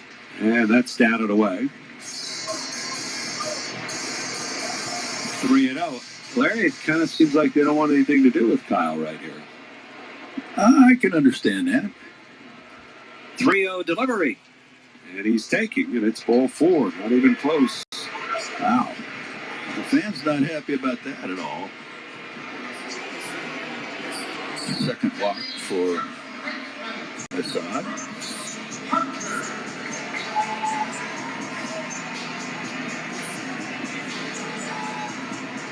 So Harper now is 0 for 2 in the ball game tonight. Outfield shades the other way. The pitch to Harper. Swing and a line drive past the dive of the third baseman, Bregman. It's in the left for a hit. A rocket just out of his reach. Boy, just barely 2. Stopping at second is Schwarber. There are 2 on and nobody out. Adolis Garcia about to come to the plate.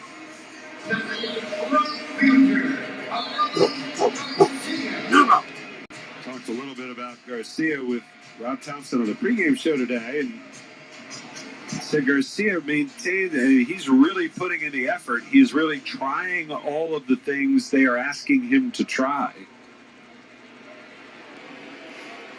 The pitch on the way, and it's outside, but really hasn't showed up in the numbers yet.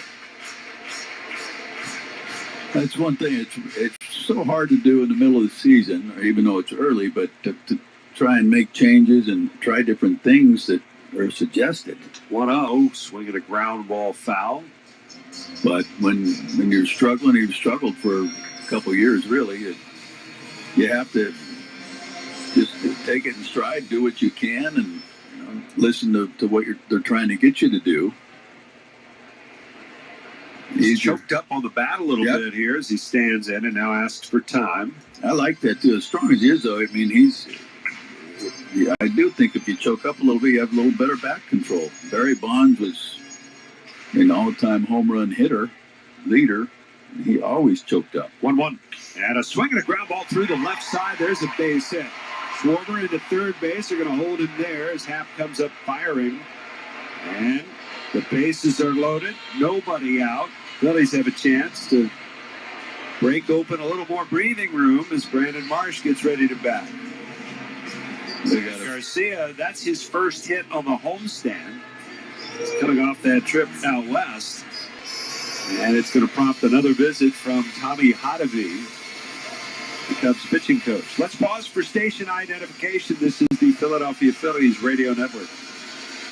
WZXL Wildwood.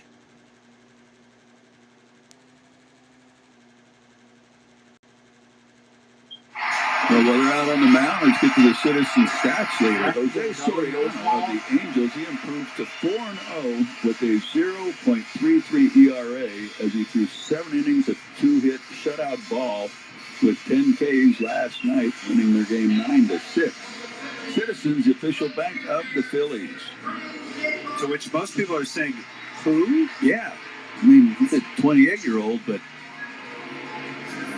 he's given up 27 innings, given up, I think, fewer than 10 hits, maybe 9 hits. Here is Brandon Marsh. He goes after the first pitch, lines it to left center field. That's down for a base hit, going to the wall. Schwarber is home. Harper is home. Garcia into third. They'll hold him there. A 2-run double for Brandon Marsh. It's 6-2 Phillies. The side right now is probably thinking, man, I wish I'd have thrown another ball behind him. The Phillies, who came into the night having scored in 3 of their last 46 innings, have now scored in 4 of the 5 innings tonight.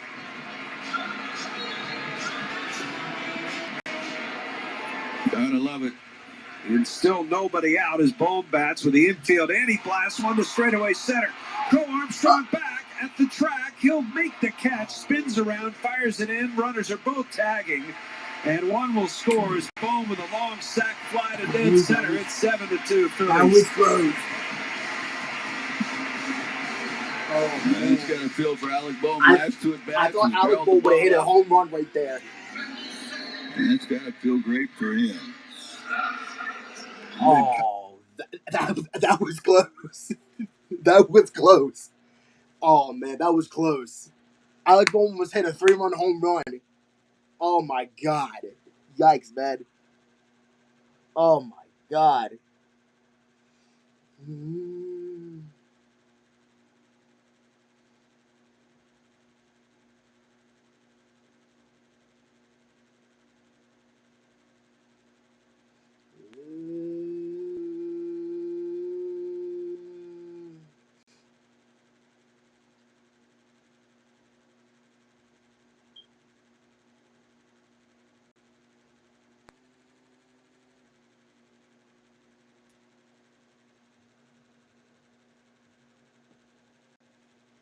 Phillies.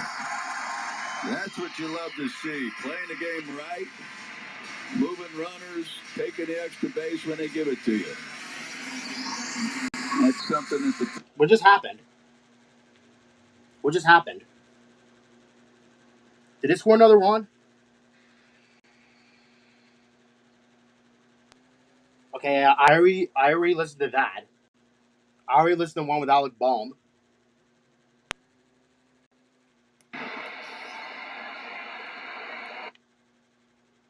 Runners up. And the infield is in again with only one out. And now Assad deals with Stott. The first pitch swung on, fouled away to the left side. Last out there in the pen for Chicago. Corners and nobody out, unable to score. And you see these guys attacking. The pitch by Assad. And 0-1 pitch. Swung on, line to center. Bo Armstrong coming on. It's going to fall for a hit. Late start for Marsh. Here's the throw home. It's high. Throw back to second. Not in time. Yes, sir. A single for Stott. It's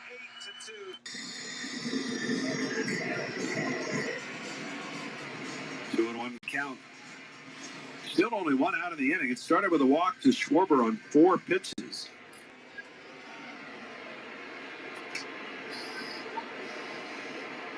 2-1 pitch. Swung on, broken bat liner up the middle for a base hit. Stott around third. They're going to wave him home. JT delivers an RBI single. And it's 9-2 Phillies. Let's roll. Gotta like it. And it's not hit hard again, but not striking out, not swinging and missing, putting the ball in play. Well, Javier Assad probably thinking I should have just given up the solo shot to Schwarber to start the inning instead of issuing a leadoff walk. Yep. Might have gone a little better. But 5 runs are home in the inning for the Phillies, and they're still batting here in the bottom of the 5th inning, and we've got a pitching change. Brought to you by Pennington Grass Seed, official partner of the Phillies grounds crew. Back in a moment on the Phillies Radio Network. Wow, so we're just pouring on against the Cubs.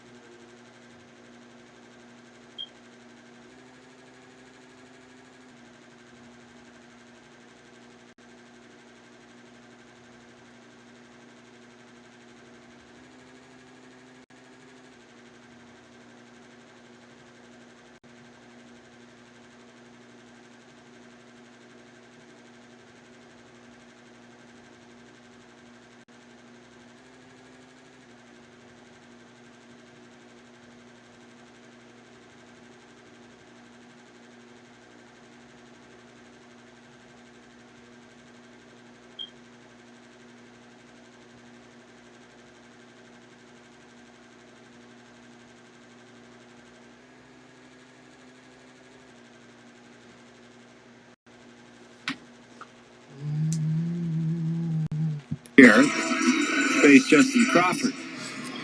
3-pitch pitcher, 4-seamer, change, and a sweeper. Averaging just over 93 on that fastball. Still only 1 out of the inning as Crawford takes the first pitch down low. First pitch change up to him. JT's over at first base. The Phillies have scored 5 runs here in the bottom of the 5th inning.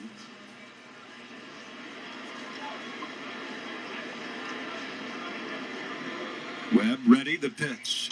Crawford swings and fouls it out of play. Using more change-ups this year than his sweeper. Sweeper fewer. Change-up more.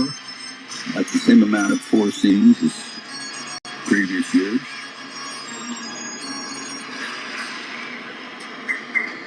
Ball and a strike. Backing up at third is Bregman. Webb delivers and the pitch is taken low.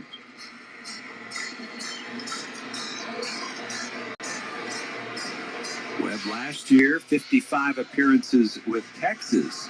He was 5-4, had a 3.00 ERA. 2-1 to count the pitch. Swing and a grounder into the Phillies dugout.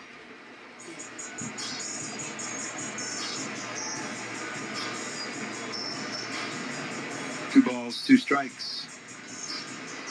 Crawford hitless tonight. Strikeout and a ground out. The pitch. Swing and a miss. Wow. Chased upstairs. And there's out number 2.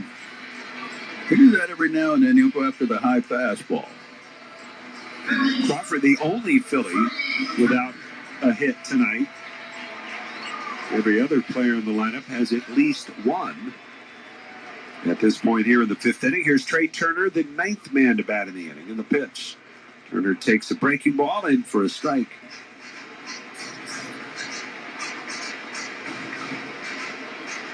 Webb has really been around here the last few years. Is a serviceable right-handed reliever. Usually in the middle innings, the 0-1. Breaking ball down and away.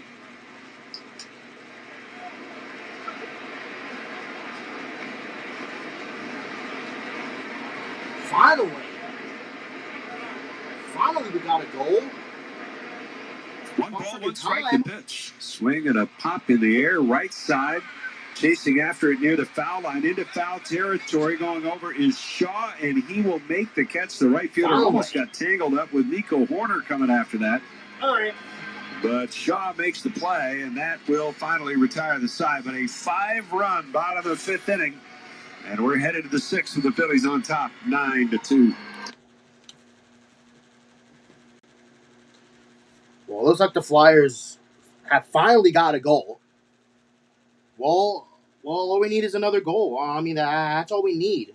We just need another goal. All we need is another goal to, at least tie the game. That's all we need is another goal to tie the game.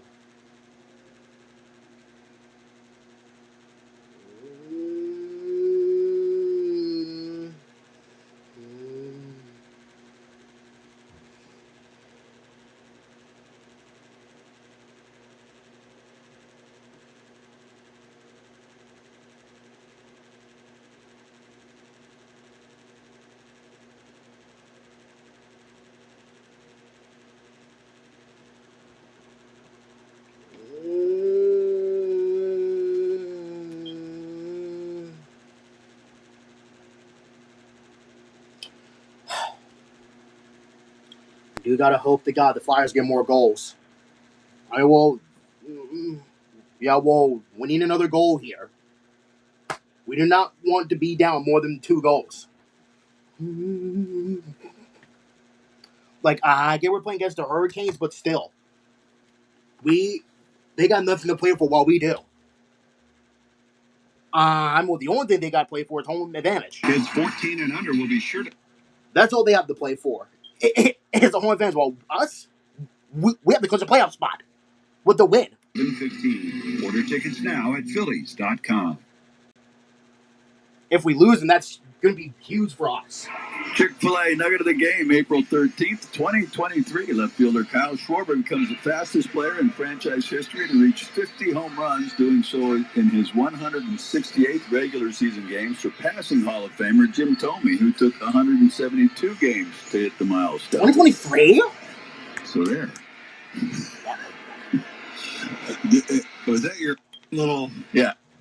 2023?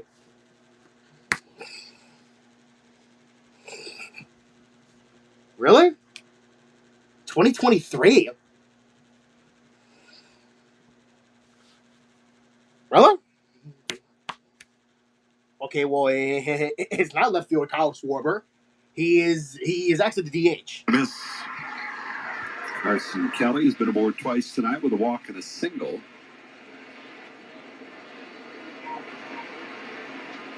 One ball, one strike.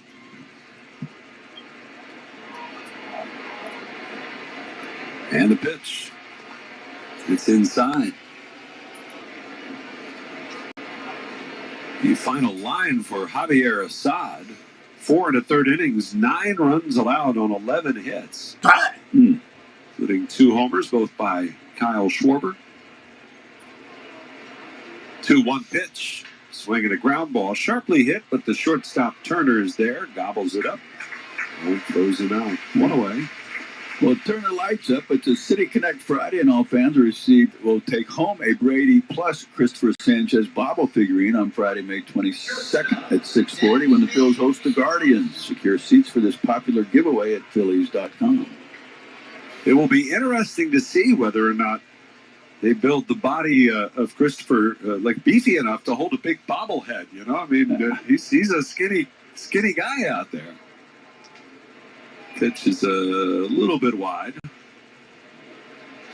And I appreciate the statues we have around the stadium, too. The people that pulled the tarps off the statues did not break it. Right. You saw that, huh?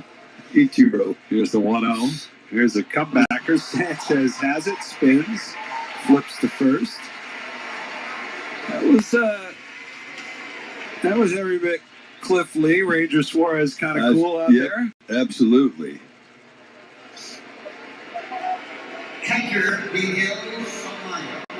I think he just needs to get the like wipe the sweat off his chin. Look at the ball. That Ranger would do. Yeah, catch it, look at it. It's Miguel Amaya, and the first pitch to him is outside. Did you see that Ranger did that to Nick Castellanos? Yeah. Not long ago when they faced off. The 1-0 pitch. Swing and a miss. That was pitch number 91 for Christopher. Nobody warming in the bullpen. Although he may not get pushed much more than the sixth inning.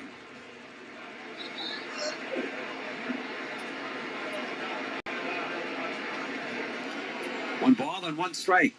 Miguel Amaya, the pitch. And that one just missed inside with a sinker. It's 2-1.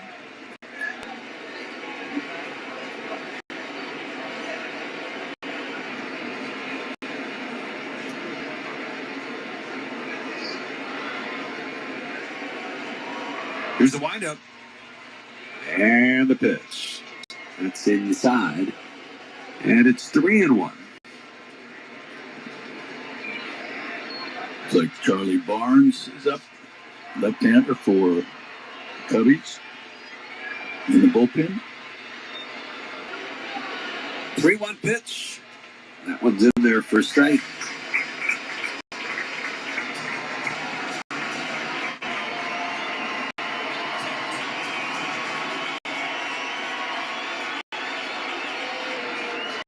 Three and two to count. And the payoff pitch. Swinging a line drive into left. There's a base hit. Went down and got that one. A breaking ball. And he hooks it to the left. And that'll keep the inning going for Pete Crow Armstrong. Well, the reality setting in for Javier Assad, who threw 5 2/3 shutout innings in his first start. But the numbers tonight look a little more like his numbers from AAA Iowa. Yeah. Well, things did not go well for him in AAA, but close to Jim's last time. Oh my God, your voice is so beautiful. I got one of his rotations. No problem.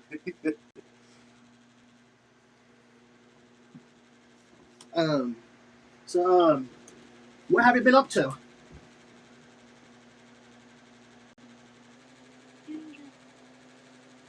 Well, that's good to hear.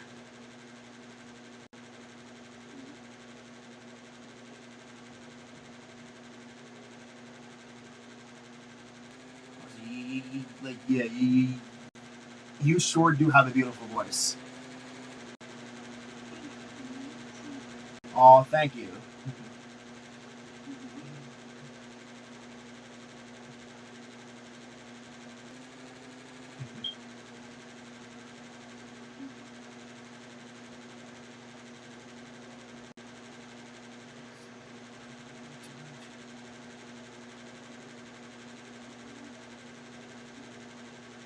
All right.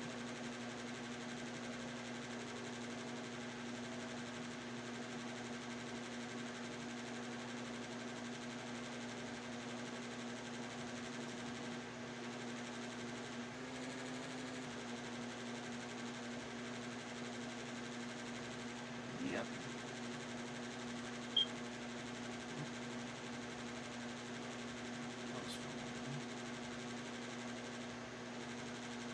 You can go back to the chat too. Oh yeah, you can go back.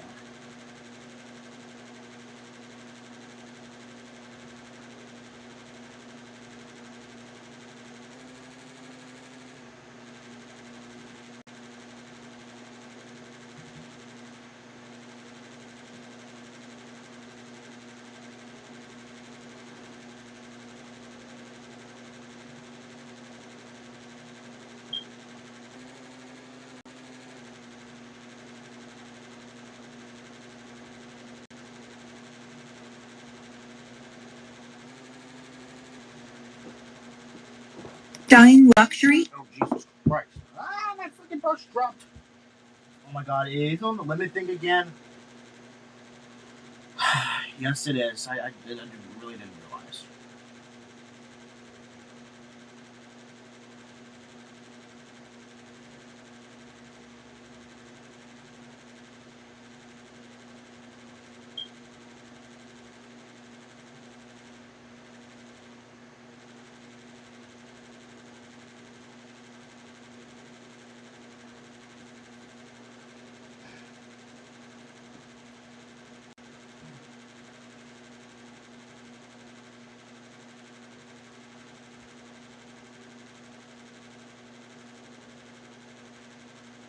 Oh wait, so we actually. Oh yep, we tied up. Let's go.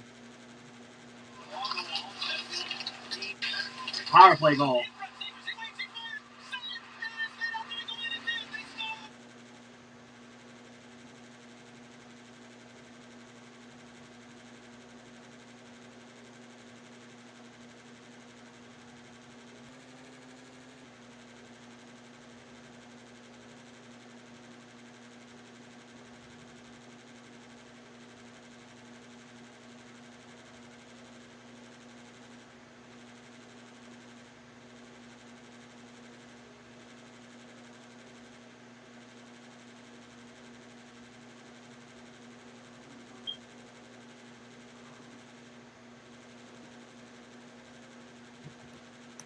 Yeah, that's a way to get somebody hurt, though, like one of your own teammates.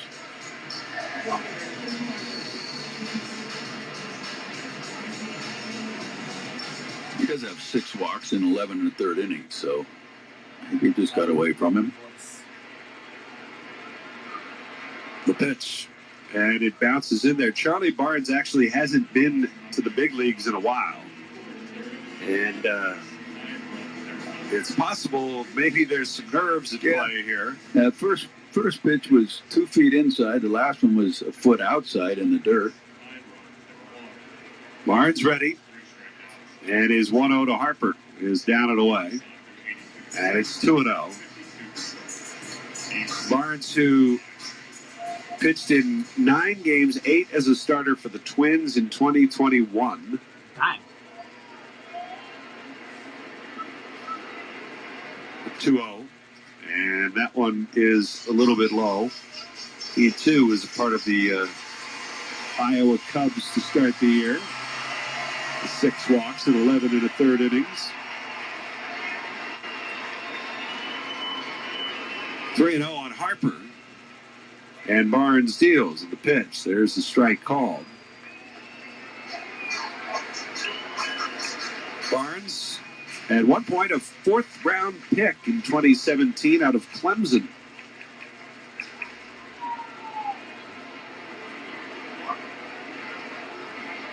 Been pitching in Korea. 3-1 pitch. And Harper takes. That's outside. Ball 4. Got a hit pass with some nerve now. A walk.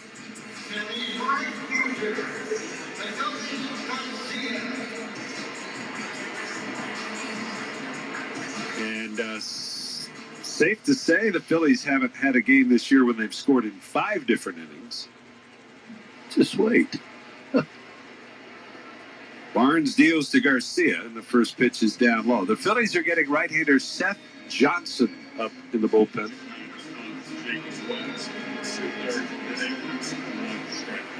Johnson, who was just recalled today.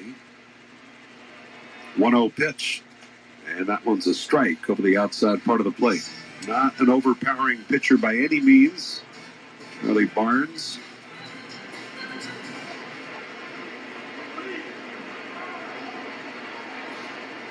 Adolis on 1-1 asks for a timeout. And ever since Kevin Stocker talked about Adolis always with 2 strikes taking a timeout, I have seen him call his timeout at 1-1 10 times. Really? Oh. The pitch. And that's a strike over the inside corner. Adolis had a base hit his last time up. A lot of guys who really needed them got hits in that fifth inning. Yep. Hits or productive outs. The 1-2 pitch, that's down in the dirt. 2 balls, 2 strikes. It's good to see top 3 guys in this order been on base 7 times. Barnes ready. High set position, the 2-2. Swung on and laced down the left field line. There's a base hit. Pulled into the left field corner. Schwarber is home to score. Harper coming in at third. They're going to hold him there. Sir. Garcia with an RBI double. And it's now 10-2 Phillies as they have matched their biggest offensive night of the season. Yes, sir. Here in this opener with the Cubs. Boy, nice to see that for Garcia, too. He's just been trying to find his way and goes down and gets a breaking ball down at the knees, breaking in on the inner half of the plate and gets a bullet down into the left field corner.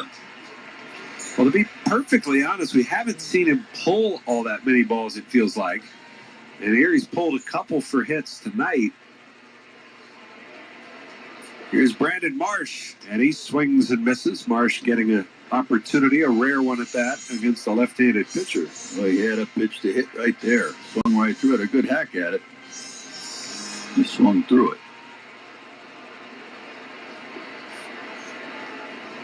0-1 the pitch. And he takes that breaking ball for a strike.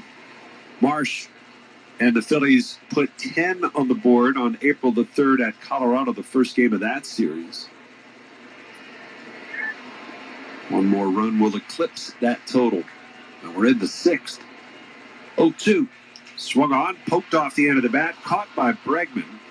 And he races Harper to the third base bag, but Bryce is back. And it's a line out for out number 1. Charlie Barnes retiring his first batter in the big leagues in 5 years. He's got to feel good. Well, after the first 3 guys. Here's Bohm, who's hit the ball hard twice tonight. Once for a hit, once for a deep sac fly. And the pitch is taken down low for ball 1.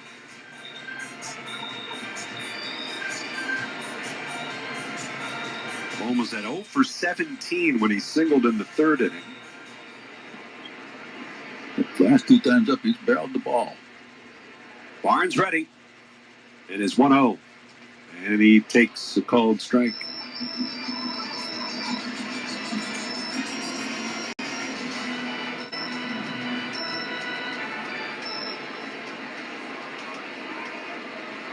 One ball and 1 strike. The pitch. It's outside.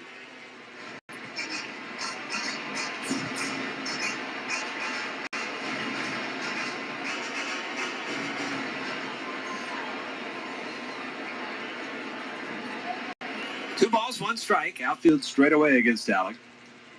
And Barnes delivers the pitch. A high bouncer hit towards short. Swanson will field and throw him out, but in to score is Harper. All right. And the Phillies do have their biggest night of the year offensively. It's 11-2 Phillies in the ground out by Alec Bohm. All right. Sometimes it just takes one game like this to get everybody on a roll. Hopefully that's the case. Runner at third, 2 down. Here's Bryson Stott. Stott 1 for 3 on the night. The pitch way inside. Backs him off the plate. 1-0 the count. 12 hits for the Phillies in this one. 11 runs, 12 hits, 1 error. They're 1 shy of matching their season high in that category. 1-0. And that's inside. 5 guys in his lineup been on base at least twice. Good to see.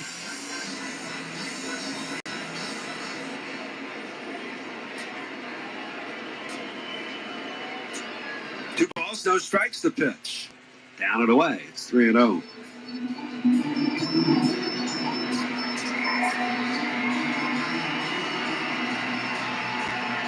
And of course, it makes sense that the only guy that hasn't been on base is their leading hitter. Makes total sense. 3-0 pitch is in there for a strike. Because that's the way baseball is, right? Yep. That is a fact.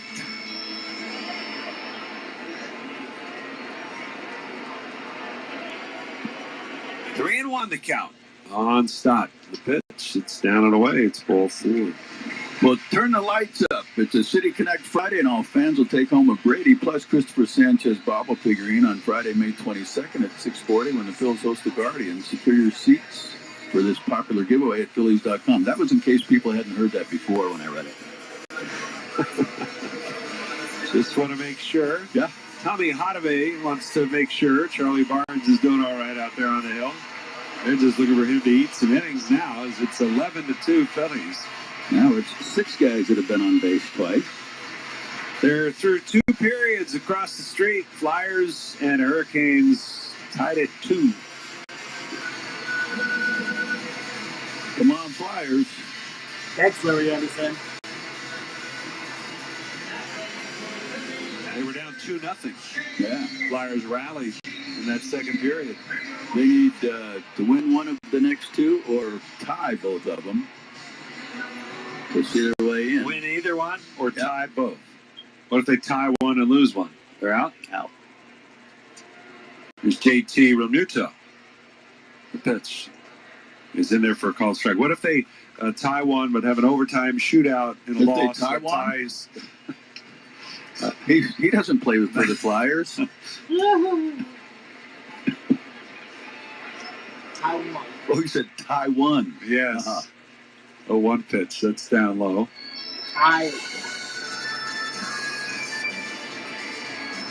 This game is. We're going to have a lot to talk about after the game, Murph. I think for the first time in a while. Barnes ready with a 1-1. And it's hit foul on play. JT with a couple of hits tonight. One of them off the bat at 69.5 miles per hour. The other one absolutely shattered his bat, but He's doubled his RBI total. they both drove in runs. Yep. Yeah, they did. On the corners with 2 down. Charlie Barnes with a 1-2 pitch. It's very high.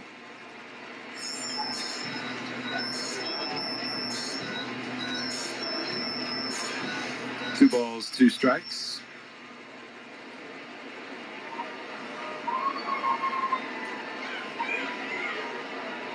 The pitch. JT hits one out into right field. That'll be another base hit. In to score Garcia. Stott is around to third. JT with a 3-hit, 3 RBI game tonight. And it's 12-2 Phillies. All right.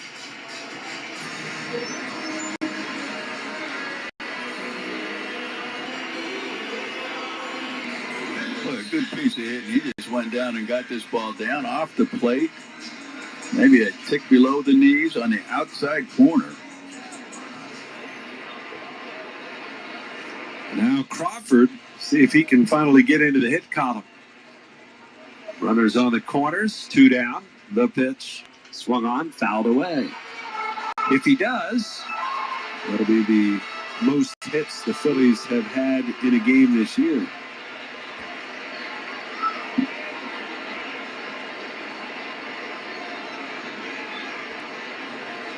Oh, 1 the count. The pitch. Taken. That's in for a strike.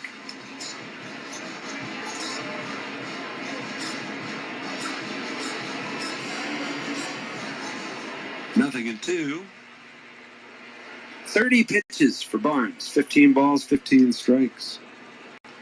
And the pitch. It's outside. And 4 guys have scored 2 or more runs. 4 guys have driven in 2 or more. And this is something the Phils, I think, expected from themselves on a, maybe not on a regular basis, but on a more consistent basis, having this offense going.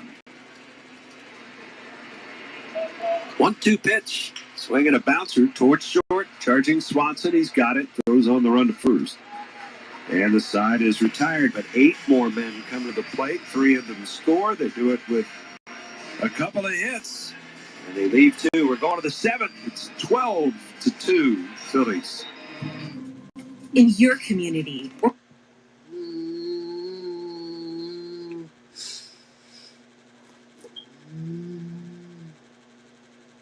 Oh boy, it looks like the Phillies are going to win.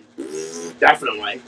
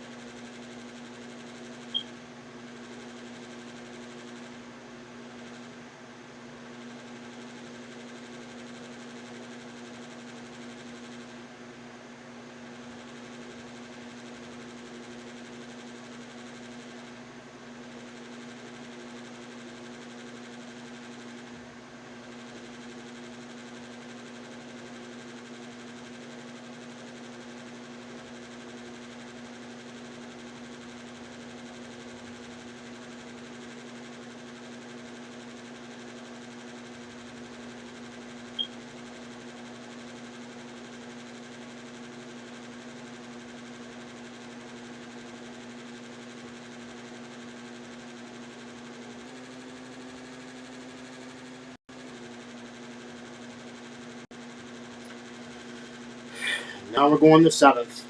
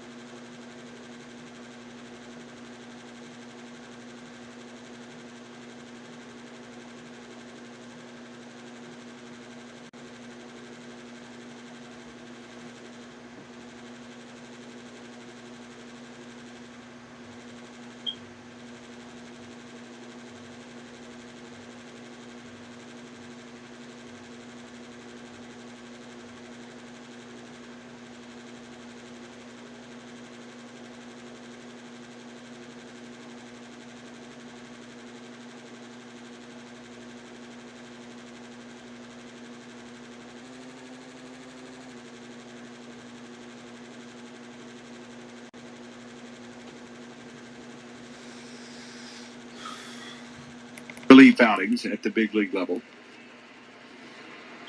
Another 3-2. And a swing and a ground ball foul.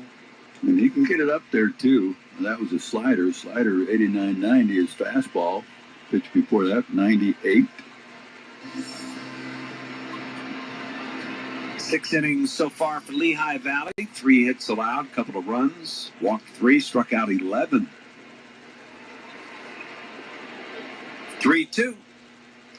And that's down and away, ball 4, which has always been a bit of the problem for Seth. Is being able to make sure he throws strikes consistently. Yep.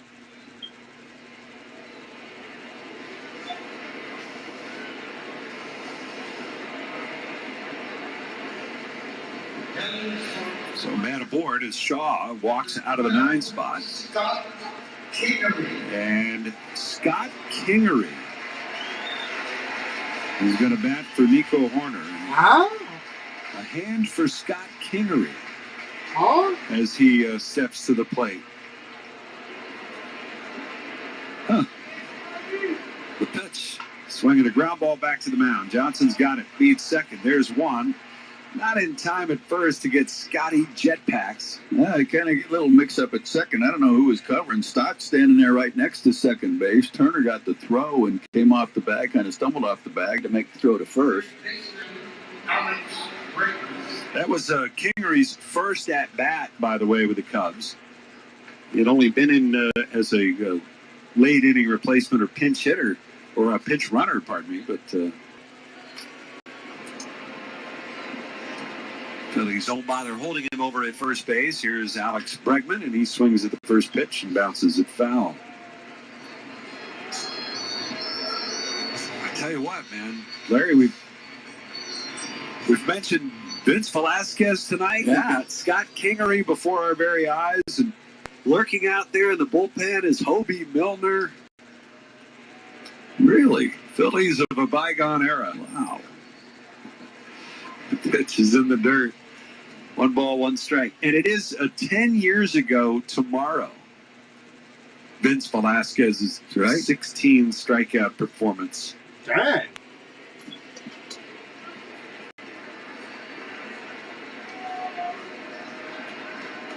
The 1-1 way inside. And would anybody really be that upset on the Phillies side if Bregman had to take that one in the thigh? I don't think so. Yeah. That was right at his belt buckle. Yeah, yeah. Maybe a tick below that belt buckle. 2-1. Swing and a bouncer towards third. Bohm fields. It's a fair ball. Bohm with a good throw on the run. Across his body, and it's right on target to Harper. Kingery gets to second. All right.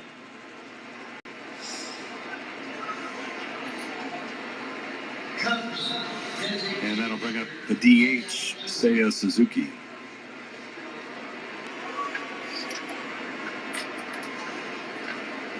Suzuki 0 for 2 tonight against Sanchez with a walk. 12-2, Phillies lead it. Pitch. It's outside. Well, this battle between the two 7 and 8 teams, there's not much question mark left after that. 10-run lead. 1-0. That's in for a strike. 1-1 to count. Well, as they say, you're only as good. Momentum is only as good as your next day's starting pitcher, right? Right. Colin Ray and Aaron Nola tomorrow night. 1-1. Fouled back over the screen.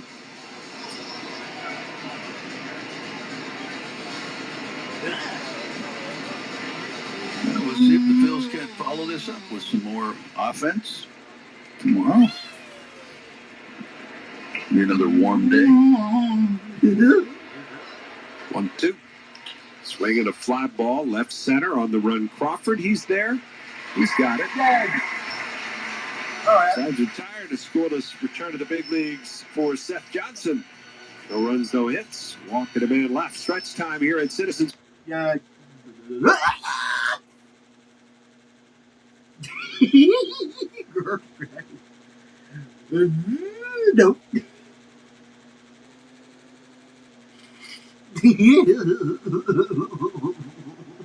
Nope. I would have got.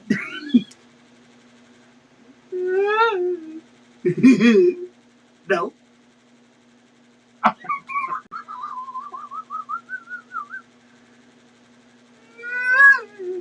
Nope. I would again. Nope. Right. I meant. Did it? Go. Go. Ah.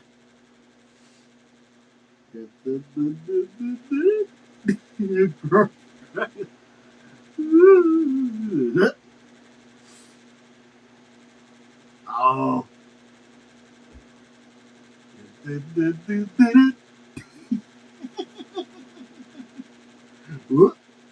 Yeah. Goes.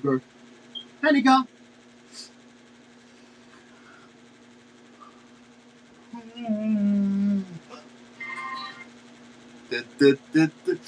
Well, ladies and gentlemen, the Flyers have tied the game. The Flyers are tied. But the Sixers, no, not the Sixers, I'm sorry. Hoping to God the Flyers win. And if they don't, then they have a chance tomorrow. And if they don't win tomorrow, then we're screwed. Or unless with some help. Yeah, I know you're still here. I'm just... Yeah, I wish I could listen to the Flyers. But right now, the Sixers, right now I can't really listen to both of them at the same time. That's kind of tough. And my pad is at 80. It's stuck. Jesus.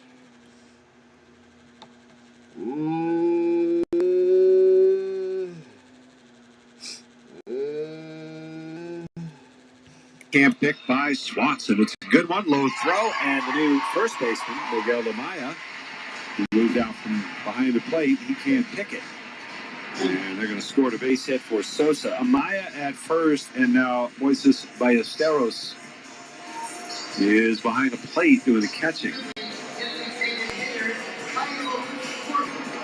And there comes Schwarber, who was hit by the very first pitch Charlie Barnes threw. And you can imagine maybe some nerves for Barnes, who just got activated yesterday. Called up from Iowa, and it's his first big league appearance in 5 years. Wow. First pitch to Schwarber, and it's a breaking ball in for a strike. Big night for Kyle. He's been on base 4 times. He's scored 4 runs. He's hit 2 homers. Scored 4 times. Did you just say that? I did. 0-1. The pitch. Check swing. That's down and away.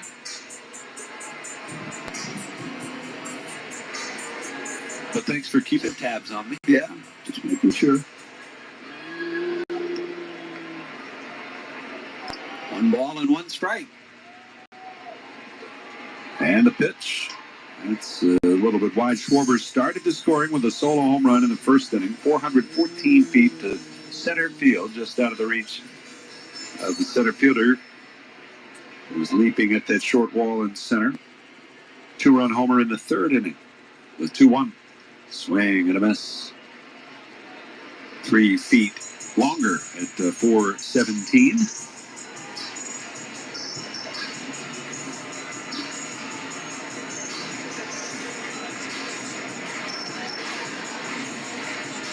Two on Schwarber.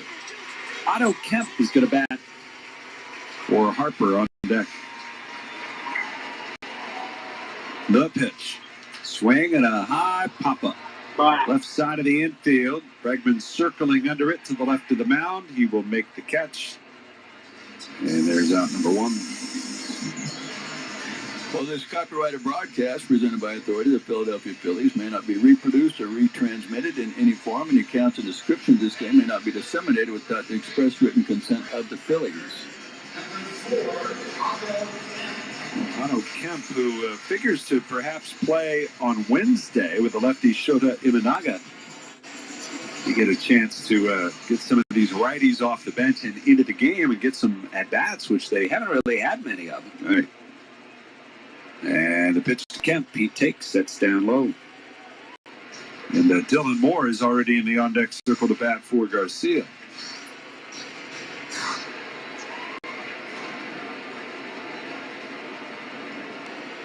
Want to know the count, and Barnes misses down and away.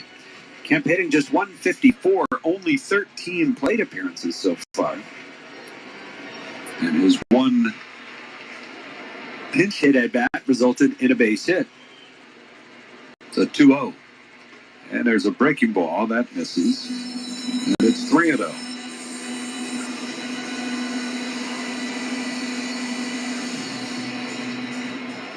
It's stuck at 81. The pitch. Taking all the way, looks at a strike.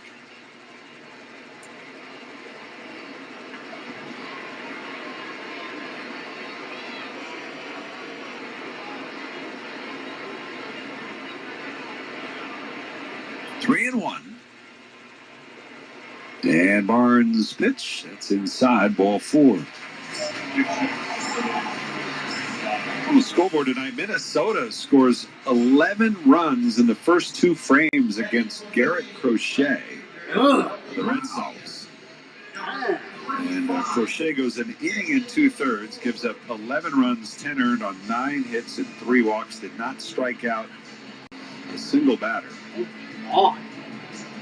Man, Twins lead that game 11-3 in the 4th. Here's Dylan Moore, and the pitch to Moore is a strike on the outside corner. Some talk that some guys with those big breaking balls are having a tough time getting the ball to register as a strike on that ABS system. The pitch, that's outside.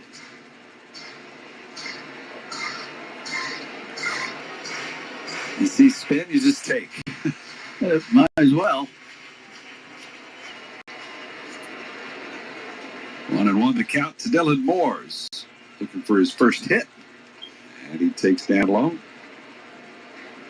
I tell you, if you can do it, the guys that can throw a curveball and throw it up high, land it in the top of the zone, they could go forever just doing that. If you could do it, it's not easy to do. I don't think. 2-1, and it's fouled back. It's almost impossible for a hitter to go after it when it's that high. You think of a breaking ball that's going 12-6, or maybe not. Doesn't have to be 12-6, but going down, getting a downward tilt to it. And you start it so far above the zone, and it comes back to the top of the zone. There's guys just can't swing at it. 2-2. Swing and a miss, struck him out. Well, what about the guys? I mean, the plate, and by plate, I mean that theoretical glass plate is in the middle of home plate. What if your 12-6 curveball is going over that spot where the ABS registers it, and it's dropping in, and it looks like a strike where it lands with the catcher, but it's actually crossing over that pane of glass? Marsh hits one on the ground towards short. Big hop. Swanson's got it. The throw to first. Amaya can't dig that one out either. And it bounds past him and goes all the way to the Phillies dugout. Did he go in? I think it did. I couldn't tell the Fanatic's head was in the way. He's on the dugout top. But, yeah, it does look like it went into the dugout. Either way, Sosa is home to score. And Swanson with a low throw on one hop, but Amaya, that's 2 of them this inning, he cannot dig out, and they call that a hit and an error. That's a ball. He's not trying to get it there. He's trying to one hop it over there. And Amaya just having a little problem. Was this like 13 runs right now? God damn. So now here's Alec Bohm with 2 on. It is 13-2. Oh, yeah, we won. We just mentioned that Twins score. There's some ugly scores on the board tonight. Pirates lead the Nationals 15-5 in the 7th inning. The pitch. Bohm rips one up the middle, but it'll be picked up by Kingery. He will throw out Alec Bohm, and that will do it for the Phillies.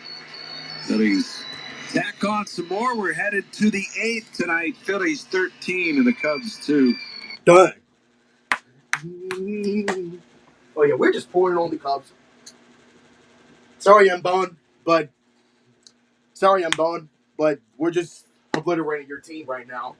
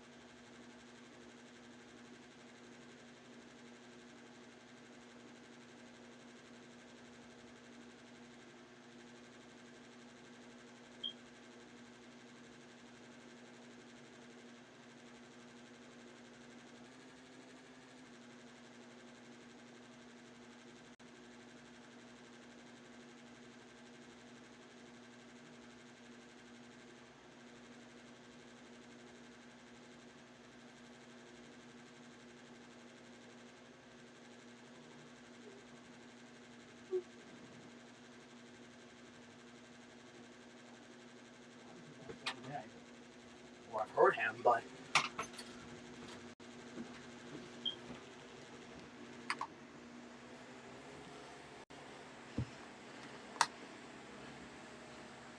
.org. 100.7 WZXL. South Jersey's home of the Phillies.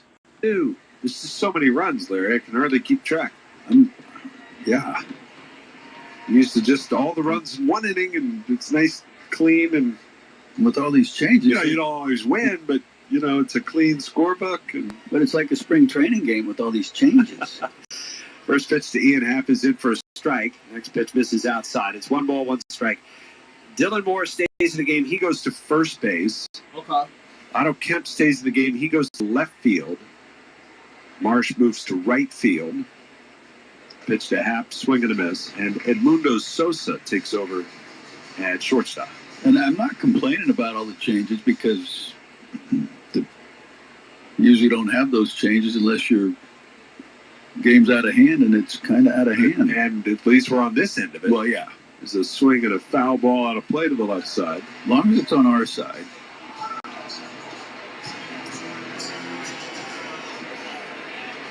Will you be going to kind of flex a little bit on Jim DeShays? Oh, I already warned him before the game. You warned him? They were going to get a can of whoopee opened up on him. 2 balls, 2 strikes. And the pitch. Swinging a fly ball. Center field deep towards the State Farm sign. Crawford is back. He leaps at the wall. He missed it. Comes off the wall. Might have been out of his reach. It bounds away. Marsh did a good job to back it up. He's in center field. He'll fire it in, and Ian Happ is in at second with a double. It doesn't matter. Heck of an effort there by Crawford. It couldn't really tell top of his leap. He's above the padded part. He just wasn't quite up high enough. I think maybe needed to get up a little quicker. A little sooner? Yeah. Yeah. And I still don't know if he could have caught it, but in a game like this, go ahead and go for it. But in a closer game, I think you got to get off the wall unless you're going to be able to make the catch just because it's going to carry him. Here's Ballesteros, and he goes after the first pitch and grounds it straight back through the box. And that's going to bring home Happ for another run for the Cubs. Wow. It's Ballesteros with his first at-bat of the night. Singles back up the middle. Yeah, it don't matter. Yeah, that ball was just above the padded part of You the guys wall. are Came not off the really going to score 11 runs in this game. Part of that angled State Farm sign. He got up there pretty good. Good Crawford. Certainly did. That'll bring up Dansby Swanson. And the pitch is down low for ball 1.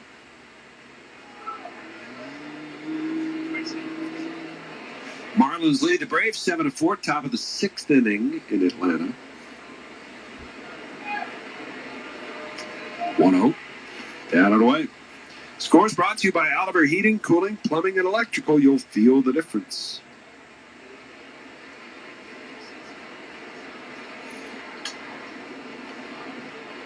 Two balls and no strikes.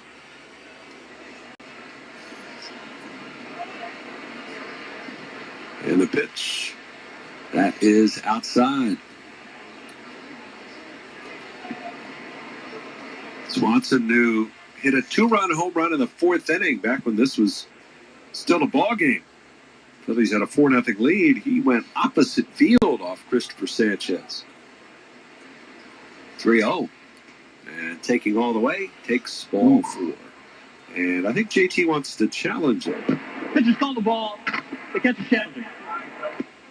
And Nate Tomlinson, we hear, announcing the challenge for the Phillies. The pitch was a strike. JT. Call's overturned. The count's 3-1. He is locked in. Still perfect. Still perfect.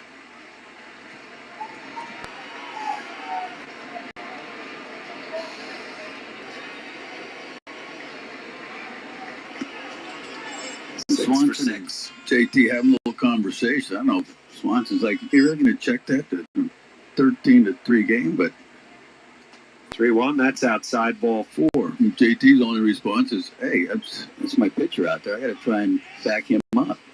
strike is a strike. Yeah. First baseman, Miguel Amaya. And bring up the first baseman, Miguel Amaya.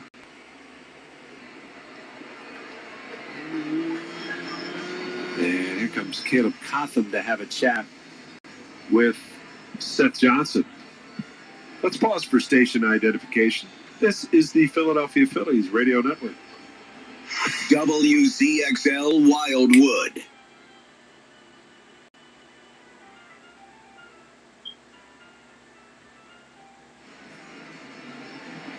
With Larry Anderson, I'm Scott Fransky with you here at Citizens Bank Park tonight. Phillies leading it 13-3. Mike Tuberosa is our engineer in the booth. Francisco Rojas back in our studios. Conference on the mound is over, and the at-bat for Miguel Amaya to take place now with 2 on and nobody out. And the pitch. Plunked him. Wow. Drilled him. And Amaya is going to reach. It's getting a little messy here. Yeah. Yeah, we do not want this game getting out of hand. I mean, obviously, in this situation, you're not trying to hit anybody.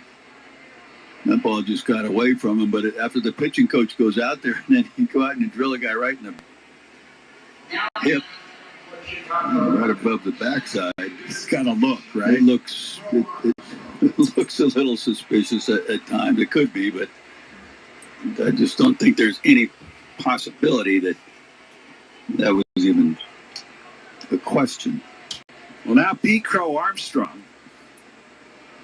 Pete Crow Armstrong, who was taken care of pretty handily by Christopher Sanchez tonight, swings at the first pitch and fouls it back. And Pete Crow Armstrong, he just walks Swanson on 5 pitches. Right. Doesn't come anywhere close and plunks Amaya. And he goes after the first pitch. I don't know. He just says, you know, what the heck? What's it matter? What's this game? But one pitch is outside. You can't think that way. I'm not saying he is, but he's got no business swinging at it. 1 ball, 1 strike.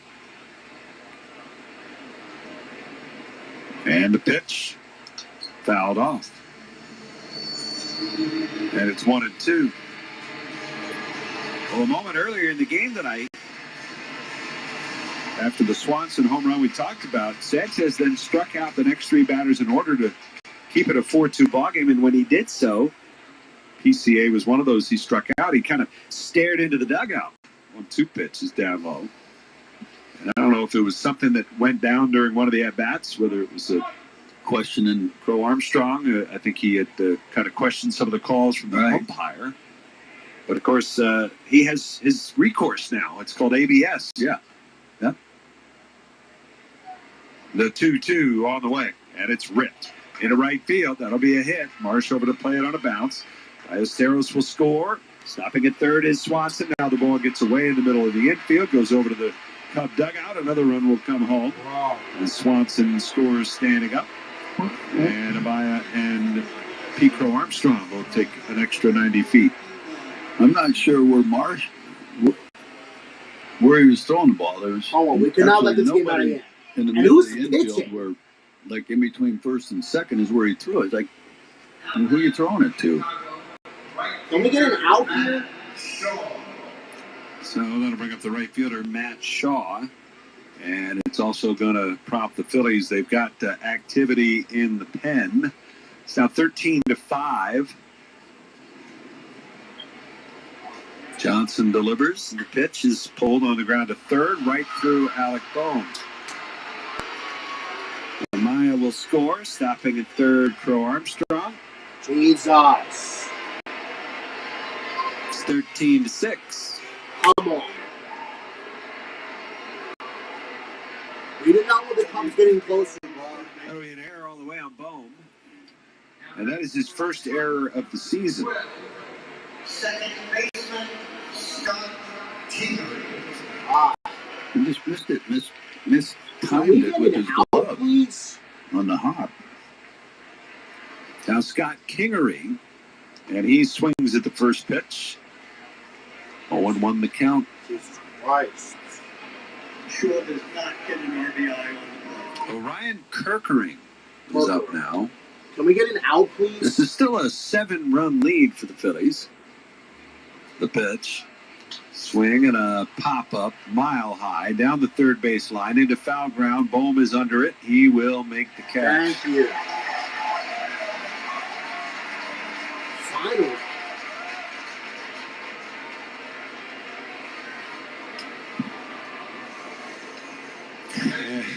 There's out number 2. Oh, no, number 2, my bad. Oh, no, so there was 1 out, my bad. Here's Alex Bregman. It happens. It does. Maybe they're all wondering what's going on across the street. Maybe that's what they're thinking about. Here's Bregman, and he takes up an in. If you're wondering, it's 2-2, third period. Flyers and Hurricanes. It's still 2-2?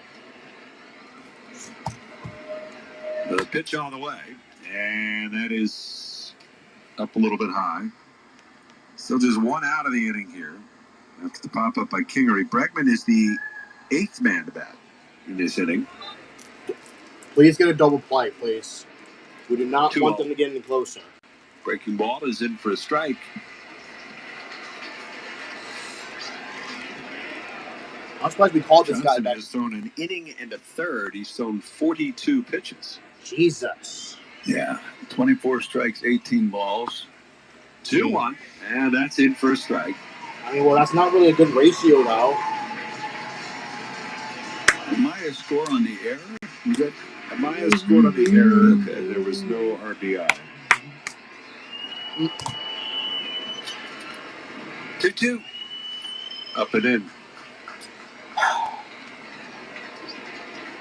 But, I mean, does it matter? Only because it's all about accuracy. Right. You want to put it in your book? But I'm not going to have any idea what happened this inning when I go back and look at this. 3-2 pitch. Check swing. Oh, he went around. Says the plate umpire, Nate Tomlinson.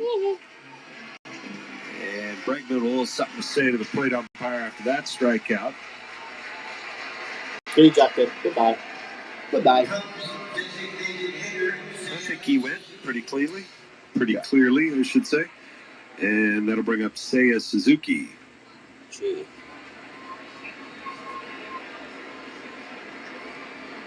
Big roof, I guess. First pitch is a breaking ball that's in for a strike. 0-1 the count. 13-6. Phil's leading it.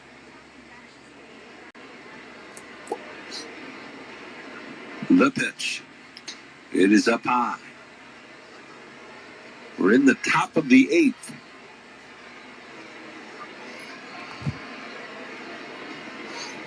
Moving right along. What? Like, just get this inning over so I can get in this game. It looks like a lot of the fans have moved right along, too. The traffic is stacking up on 10th Street, yes. As the next pitch misses, it's 2-1. There's a lot of people here that are thinking, you know, let's get out before they're done over there. Yep. The pitch. It's called strike. We're certainly not thinking we're not thinking that, no. If you've made your way out and you're already in the flow of traffic, good for you. Yes. 2-2 pitch. Swung on, ripped into left. There's a base hit. Again. Another run is home for the Cubs. As Pete Crow Armstrong will cross the plate. Oh, my God. Shaw stops at second. Seiya Suzuki with his first RBI of the season. Oh, my God. Can we get out of this And inning? that is going to do it for Seth Johnson. Thank you. Get him out. Tough night for the right-hander, who's given up 5 runs so far. And we've got a pitching change here in the top of the 8th inning, 13-7. Phillies lead it. Back in a moment on the Phillies radio. Bro, this inning could have been over. Now the Cubs are leading in closer. It's now 13-7.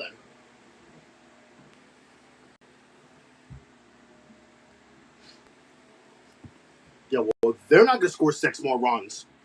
Hoping they don't.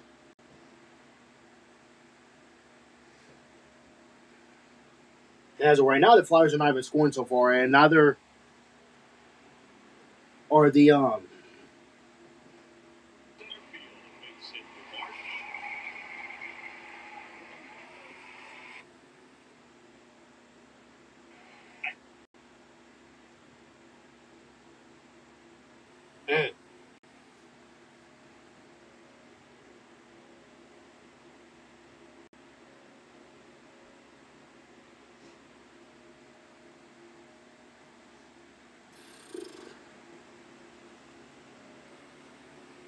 good grief. Like, we can finally get rid of him.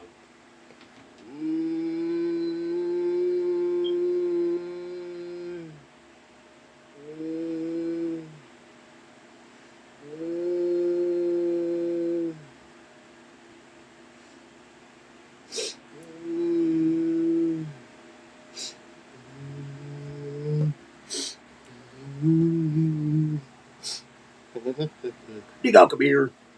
Fetch me their soul.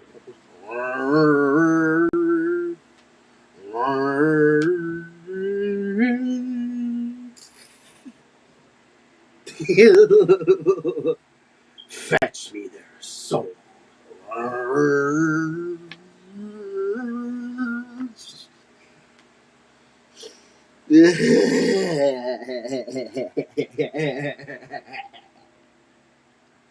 Fetch me their soul.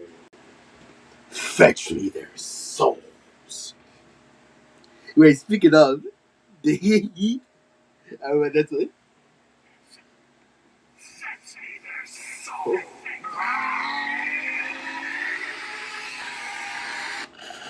You're raping. Oh, well, all the ducks are going out. All the ducks.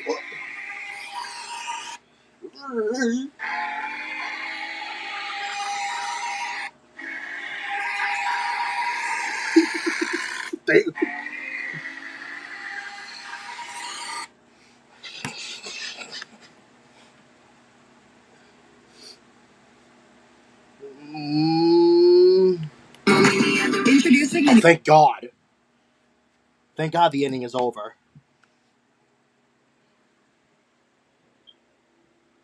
Thank God. Yeah, but they scored 5 runs. Well, they don't need any more.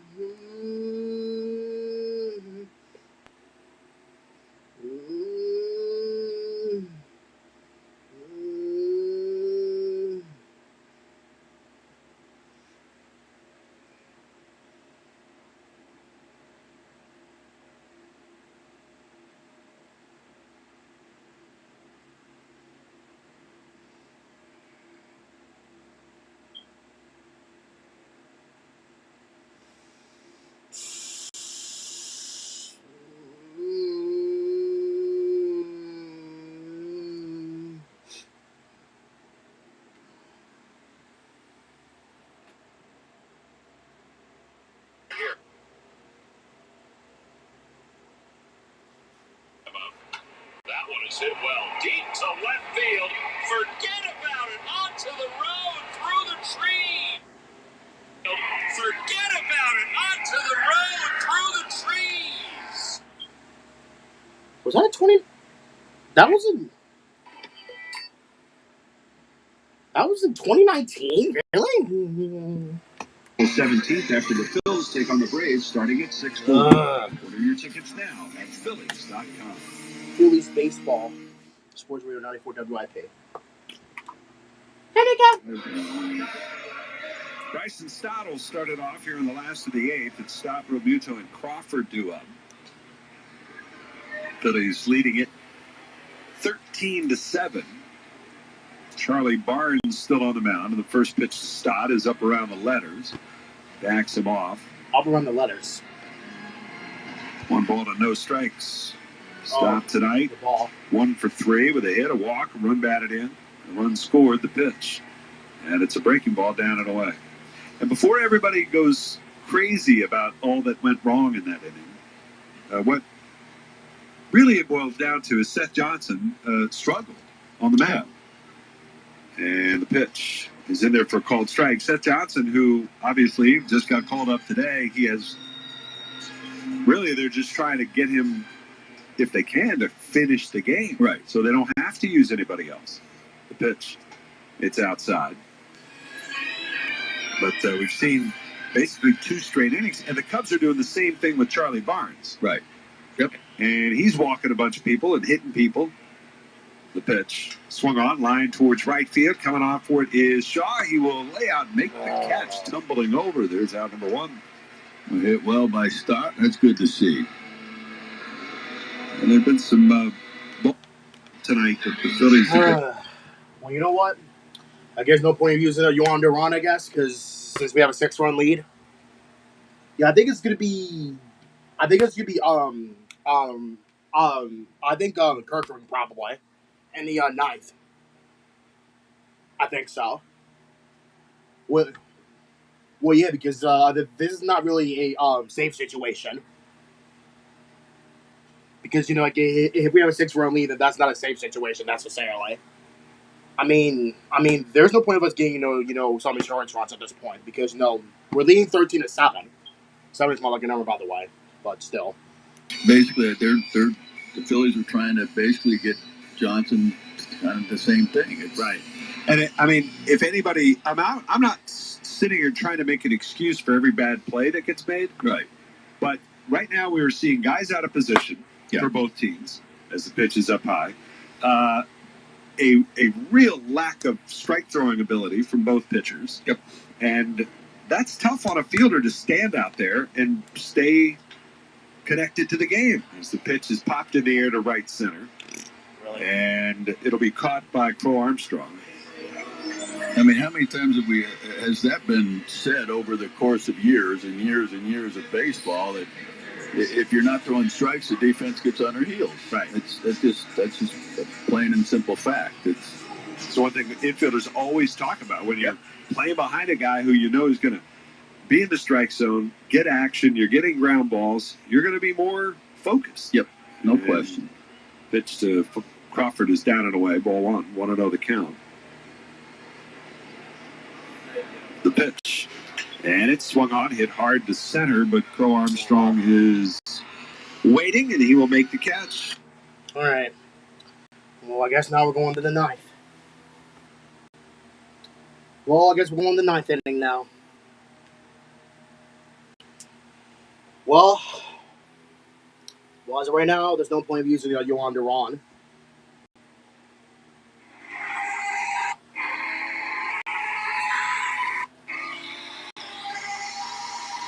Whoa!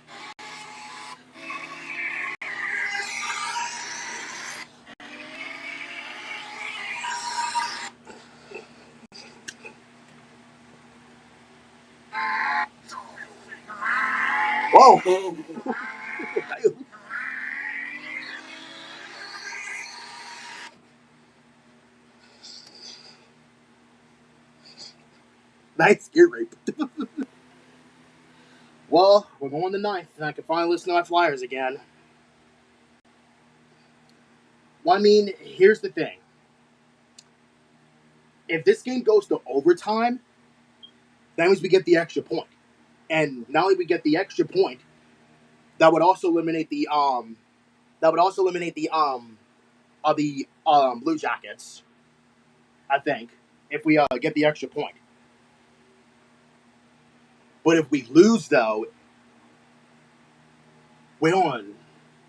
So that means that we can't win if we on, because if we get the extra point then lose, that means that we don't clinch. Because the Capitals won their game yesterday. Ugh. Yeah, but here's the thing. Didn't we top the series, though?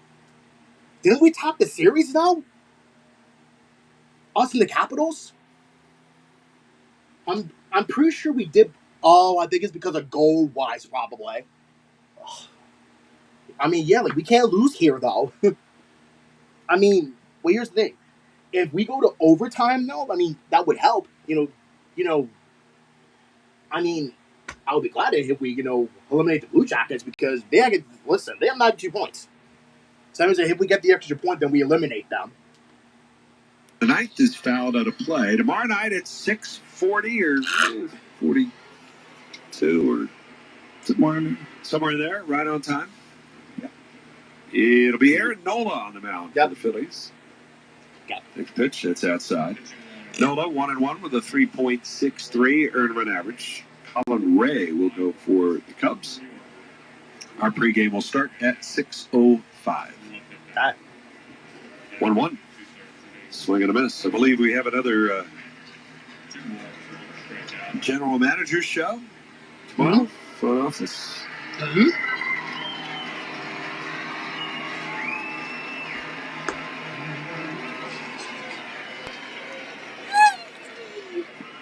One ball, two strikes. On Ballesteros. The pitch. Outside.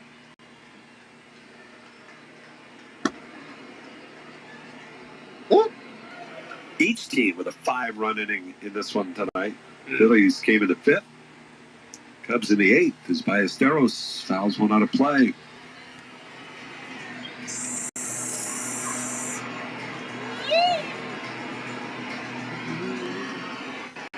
Ballesteros got into 20 games last year, hit .298 with a couple of homers. The 22-year-old, he swings and hits one high in the air to deep left field. Going back is Kemp at the wall. He jumps, and it's out of his reach. It's in play. It hit high up off the wall and came back down into the field of play. And Ballesteros, with a double, is in at second. Wow. Are they really trying to close this in? It was a towering fly ball, really. Are they really trying to score more runs? Trying to get this game closer? I think that's what they're trying now. The Cubs, that's what they're trying. Yeah, but here's the thing: they need 6 runs, and to me, that's not possible. To the other side of where the ball went, or where it hit. Michael Conforto is going to bat for Swanson. Mm-hmm. And he takes a strike. I mean, yeah. Good luck with trying to score in 6 runs, Cubs. Good luck with that. Good luck with that, Cubs. Good luck with that. Work in progress there. Yeah.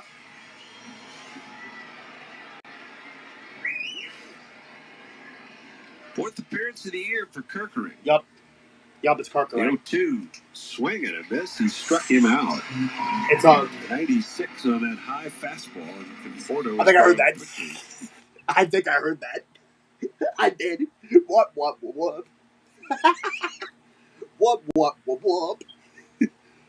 It's the Price is Right losing chord. I love it. What?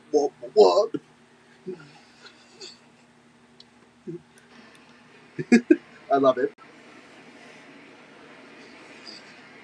That is one ugly line score. Huh? Which one? 7-11-1, 13-15-3. Huh? Yeah. So it's a foul out of play to the right side. Huh? That's pretty ugly. I mean, honestly, you look at that, you're like, there was some pitching going on. Christopher Sanchez just was a long time ago. Feels like. Yeah. Kirkering ahead quickly at 0-2. And Orion set at the belt, looks back at second base. And the pitch. Foul back.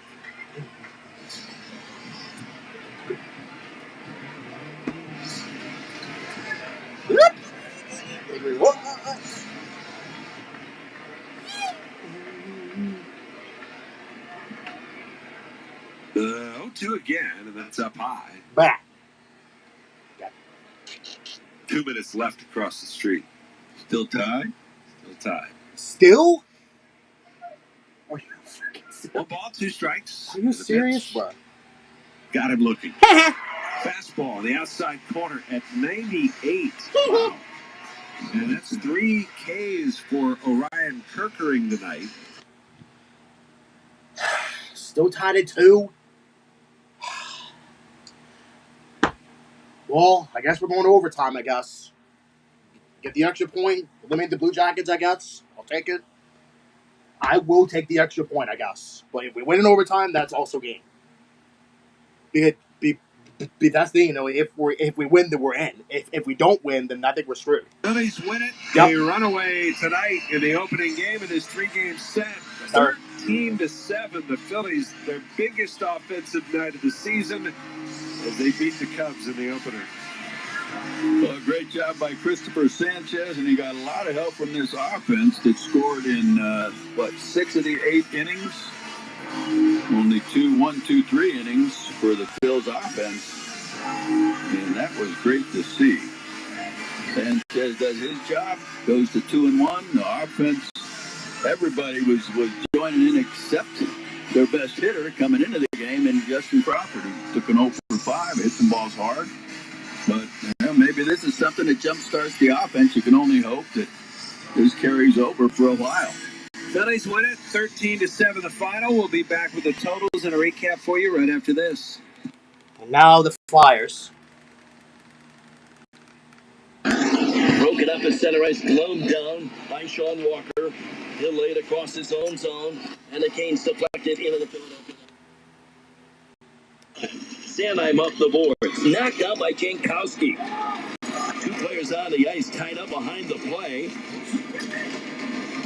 Victor Lurie was the one for the Canes. At the line, Carolina holds it in, lines it in behind the net. Ladar out of the goal, stopped it, stick handling with it. Nobody comes to him when he finally finds Sanheim in the corner, deflected by Barkey down the ice. That'll allow the Flyers to get a change as Carolina hurries back for that. 45 seconds to go in the third period. 2-2 the score in the third. Puck off the face of Zegras. Controlled by Taylor Hall, he runs into a man. Now Hall's got it again, stuffs it into the circle. Blake backs off. Blake looking from the corner. Check along the boards there by Trevor Zegras. Blake spins free.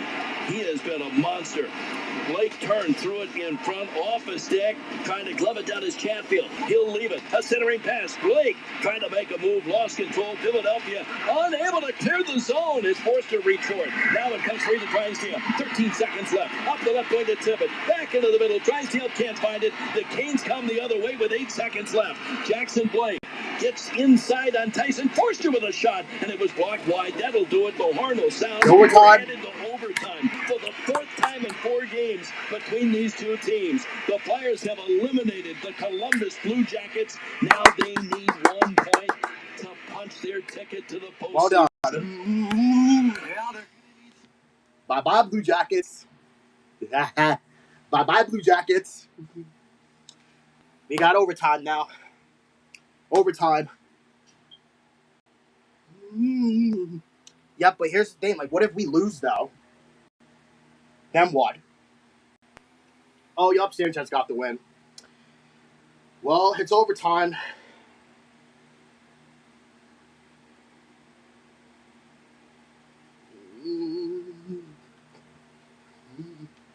On to overtime we go.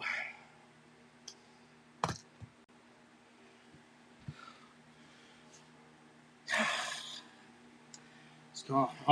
But be on my knees.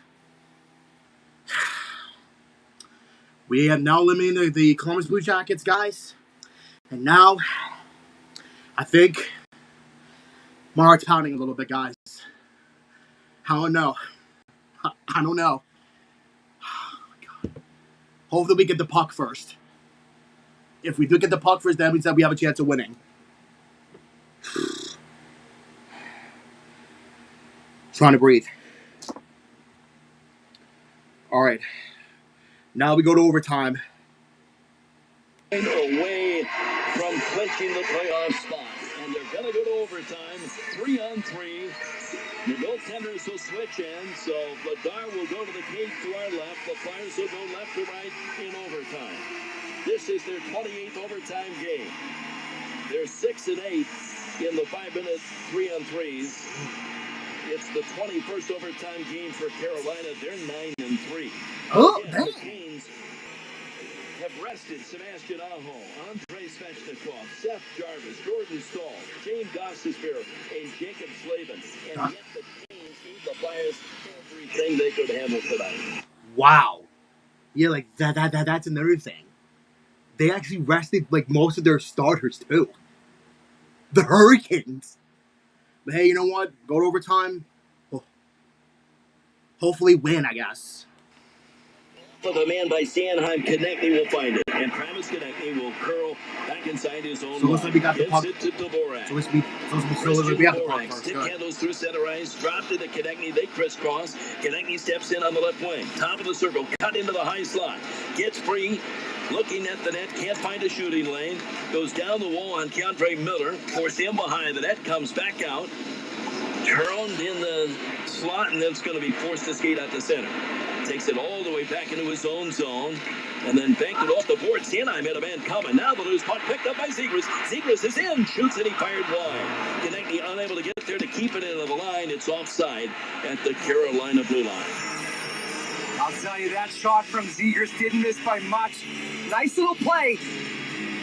It's an indirect pass, and Sanheim knows to leave that puck because Konechny's looking at the bench and he sees Zegras jump on. So nice little play from behind the net all the way to the far blue line. He was leaning one way and shot the other and almost caught Bussey. Flyers going to make a change. Couturier will come back out for this all-important face-off at center with Tippett and Drysdale just outside the Carolina blue line.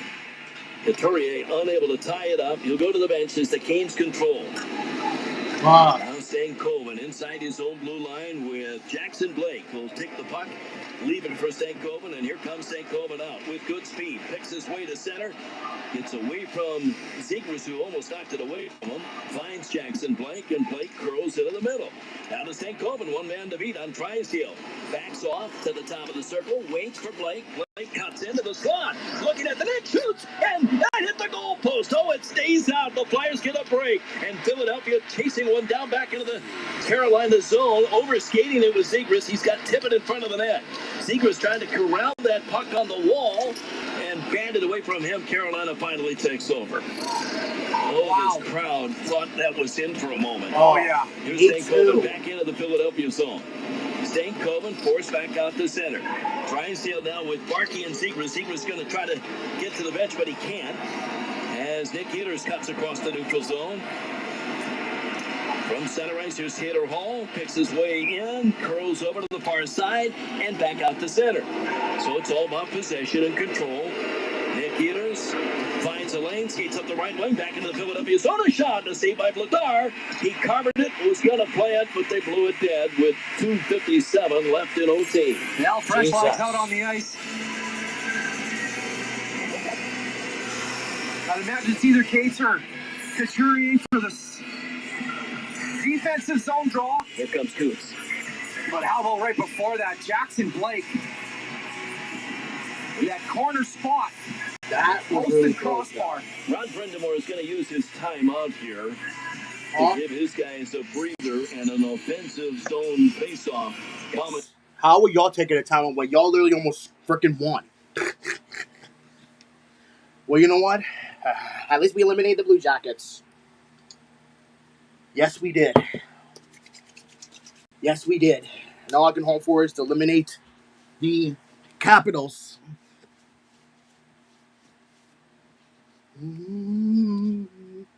Back in the second, got this big crowd behind him. Got goals from Michkov, his 19th, and then 2.5 minutes later, 2:33 later, Trevor Zegras scored his 10th power play goal of the year, 26th overall to tie the score. Neither team able to score in the third. So far, neither team able to end it in OT.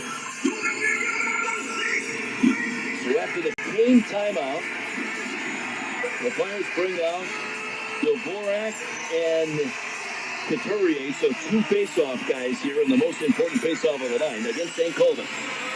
Stankoven, Ehlers out for Carolina. And the Flyers win the draw. Walker, the other Carolina defender, the former Flyer. Philadelphia will set up in behind their own net. It's York setting up back there. Couturier to the bench, replaced by Matvei Michkov. All right, we're good. So it's Michkov, Dvorak, and York. Score. York walks behind the goal. Now finally, still doesn't move the puck. Finally gets it to Michkov, who comes back inside the line.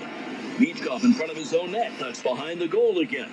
Watched closely by Nick Ehlers. Michkov waiting for help. York comes and gets it from him. York trying to spin on the inboards. Cut off. St. Colvin pushes it to the middle, but right to a flyer. Now the Flyers get in the head behind the defense. Beats off. They caught from behind. Goes in. Backhand. And can't beat Bussy. It's rolled back in front. And here comes Carolina. 2-1 the other way. Off the right wing. And Ehlers misses St. Colvin with a pass.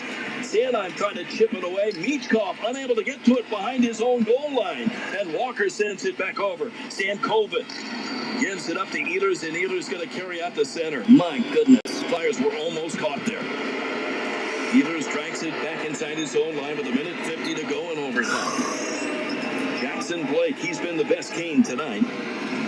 Blake picks his way into the middle, turn, curls back at his own line.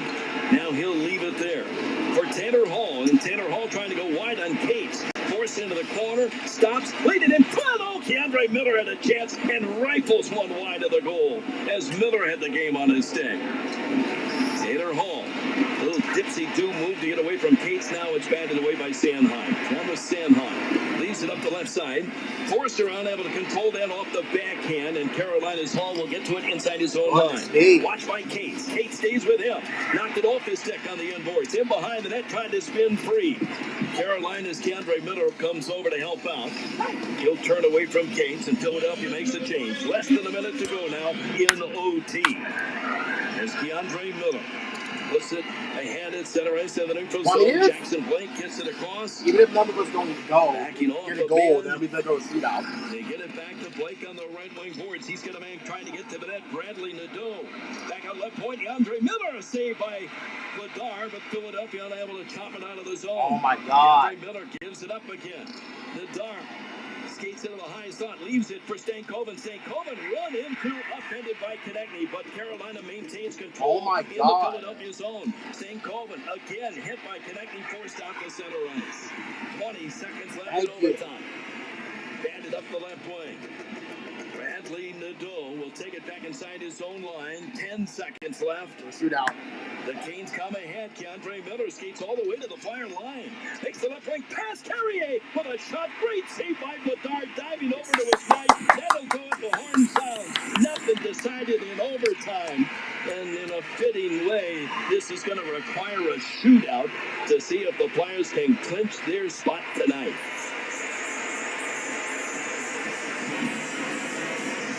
Do you still believe, Timmy? Who's going to start the shootout for the Flyers tonight? We've been hot all year. Never had to rely on it.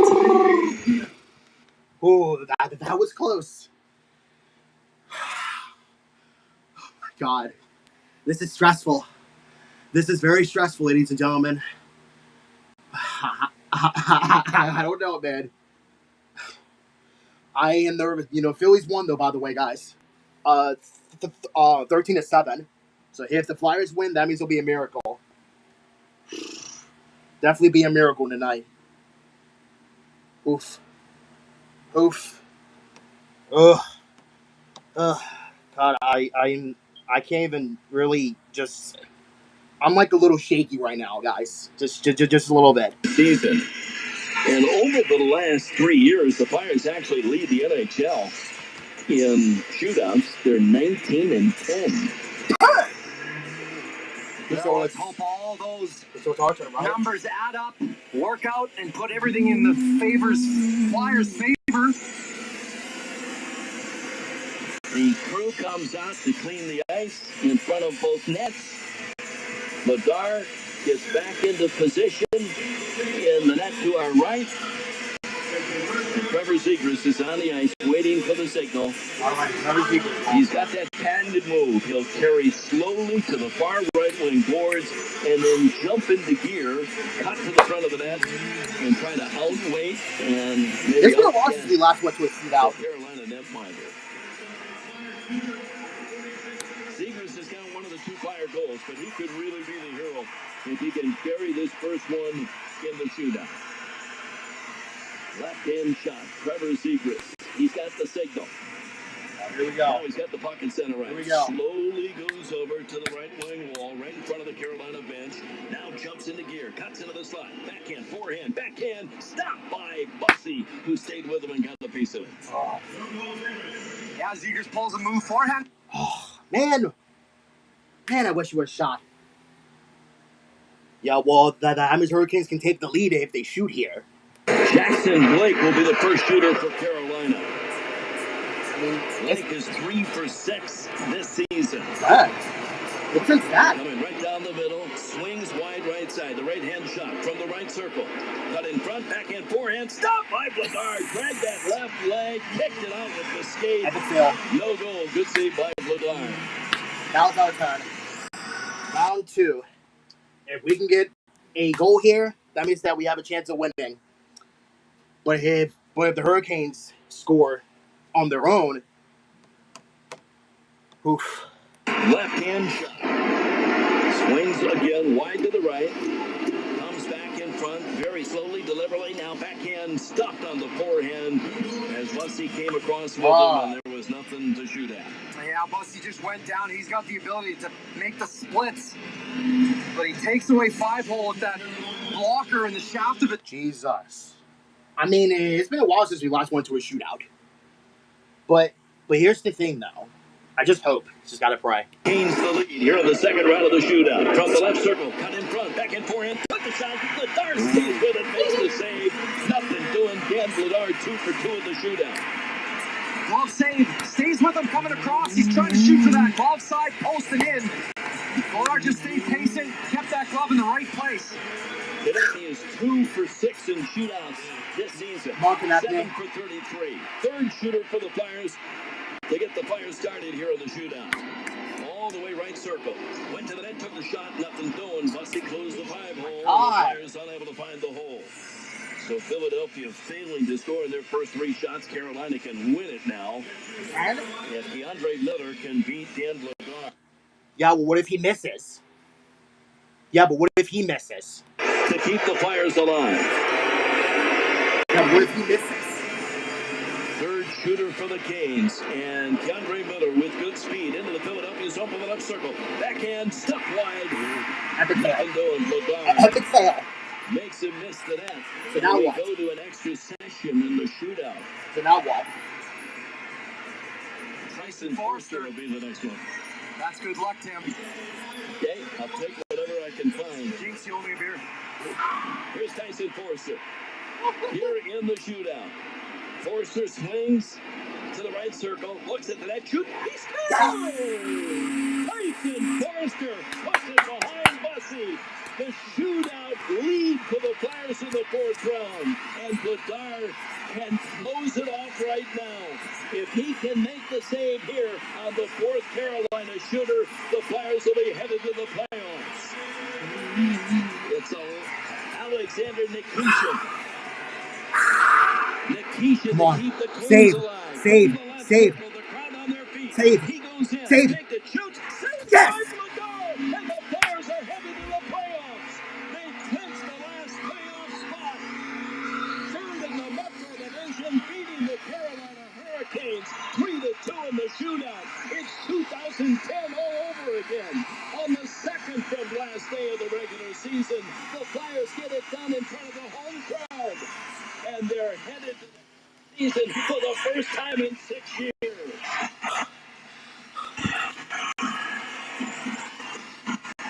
Dan Bladard, a perfect 4 for 4 in the shootout.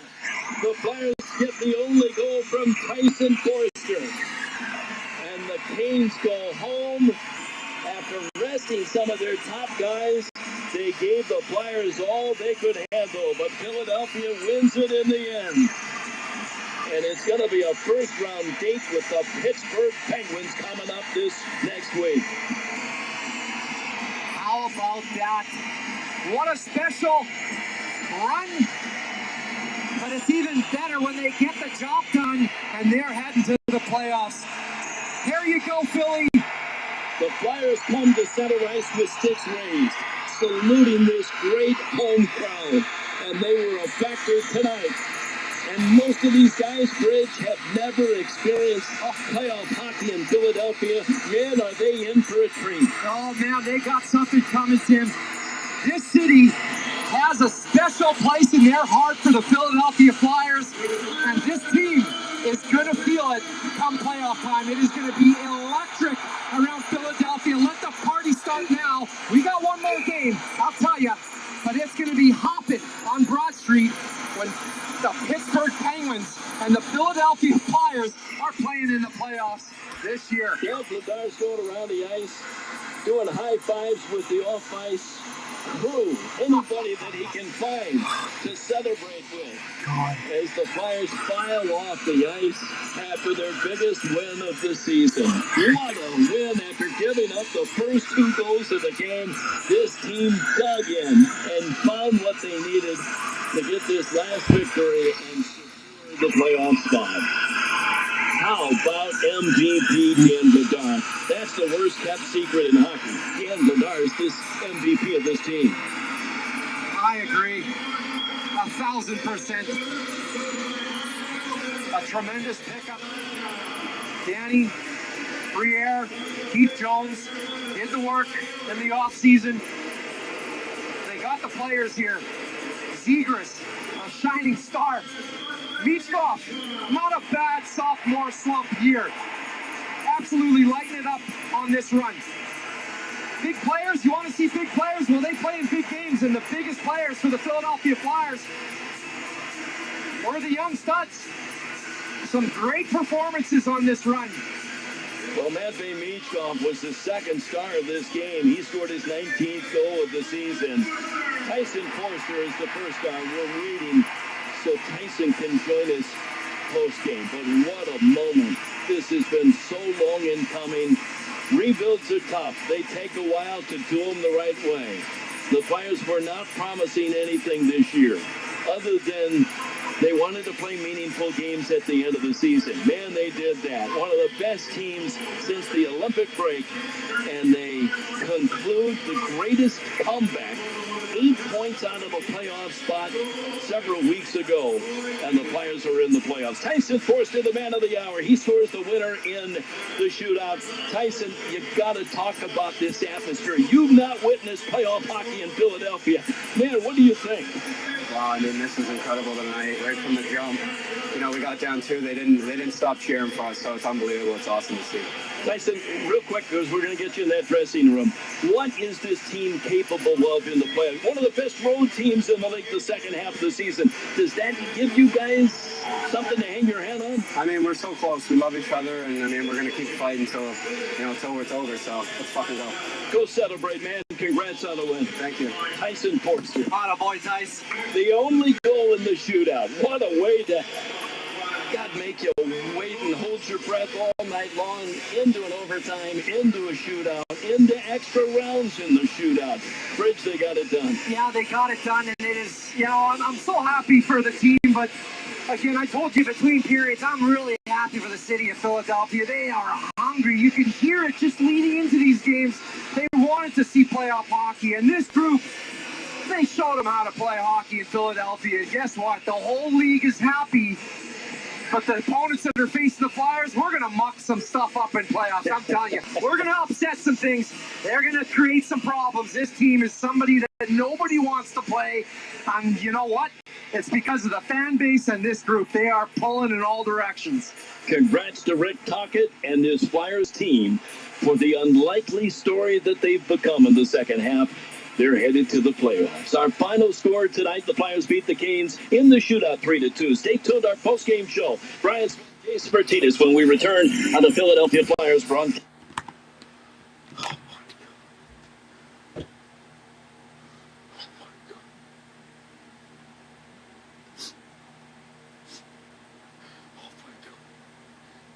Is this really happening? Is this really happening for reals?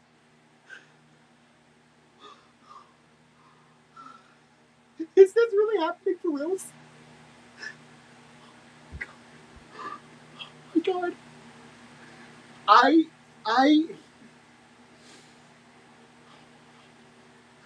really don't want to scream, but yes. Oh my gosh. Oh, I am definitely gonna have a good night's sleep tonight. Oh, definitely. Oh my God. I was so scared, guys. I was so scared, but man.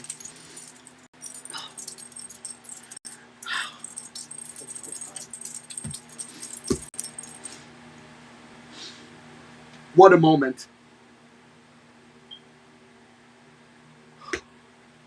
What a moment.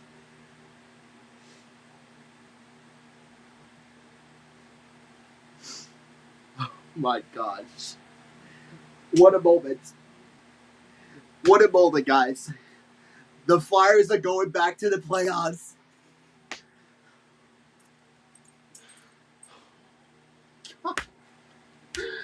Oh my gosh. Nico,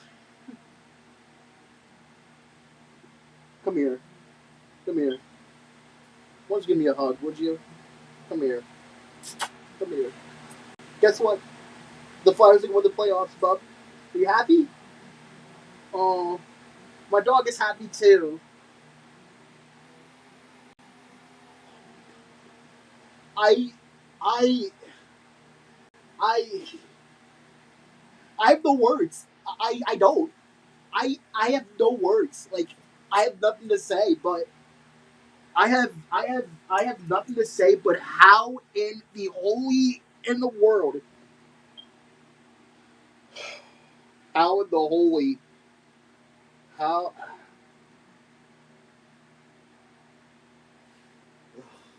good, oh good lord, man, good lord.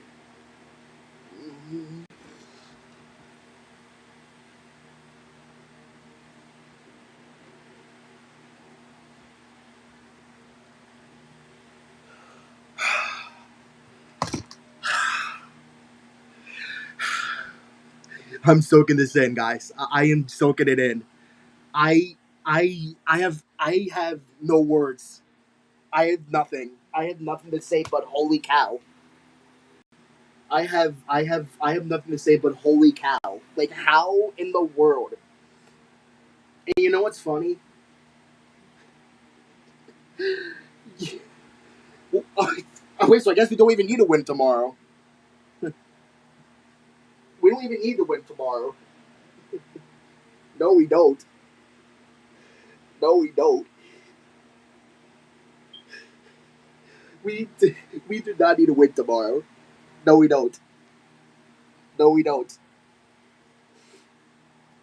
So that means that not only we eliminated the Capitals, but we also eliminated, or no, well, actually, yes, my bad. I'm sorry. Not only that we eliminated the Blue Jackets, but we also eliminated the Capitals. I'm soaking it in for a moment.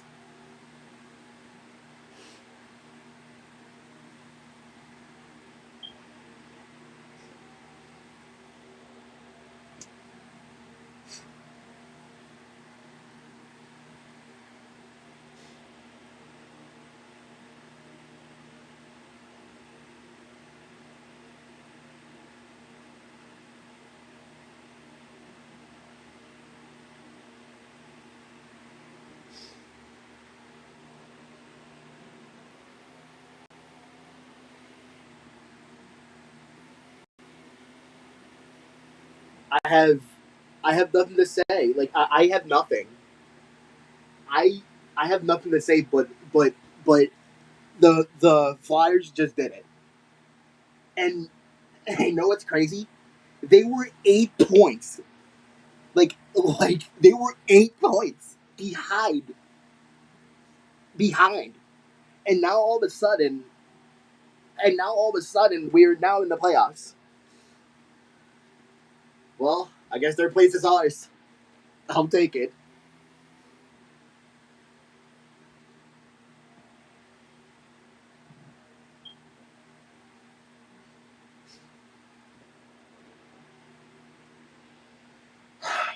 God. I have nothing to say. I like just nothing. But holy cow! Like, I have nothing to say but holy cow! Like, how did the Flyers do that? How, like, how? I don't know. I don't know what to say. I don't know, but holy cow! Like, how did the Flyers manage to do the inevitable? To to be completely honest with you guys, I don't know.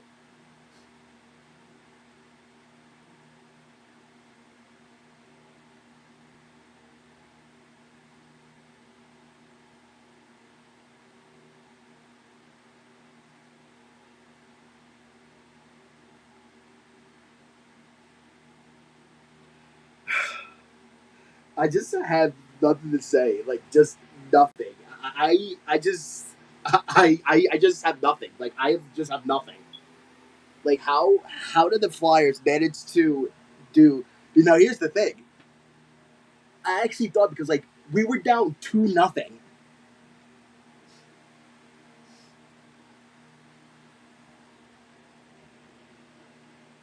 Like, here's the thing. We were down 2-0, and I was like, oh my god, we're not gonna win. And then all of a sudden, I see 2 goals in the second period, and then no one scored in the third, nor in overtime. But I think the team that had the most chance to win with the Hurricanes, like they had a chance, but they just couldn't do it. Well, that's what happens when you rest y'all freaking starters. I mean, that's what y'all get. Y'all should have not rested y'all starters. Well, but then again, I mean, considering that they were in first place in the division, obviously they didn't really need anything. But I'm just gonna soak this in. I just I just don't know what to say. I just don't. I just have nothing. You know, the Phillies win and the Flyers winning in a shootout.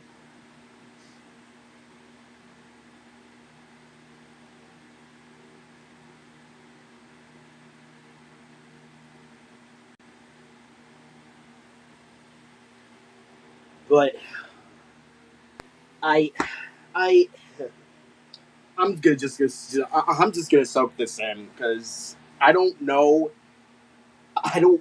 I just don't know what to say. I don't because how did the Flyers go from 8 points behind a little bit earlier ago to now in the playoffs?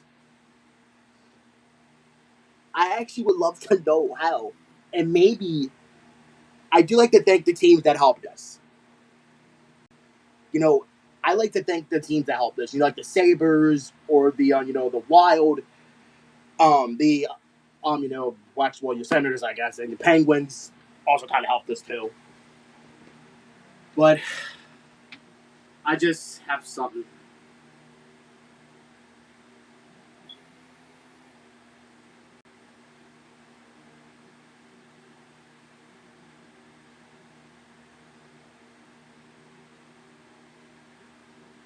And on top of it, the Sixers. No, the Sixers. I mean, hey, so I guess Flyers don't even need to win tomorrow.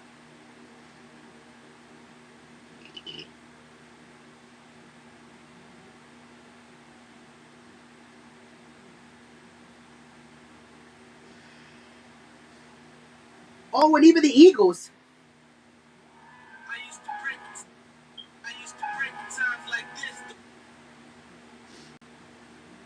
Oh my god, man! I just have just nothing. I really can't really say anything.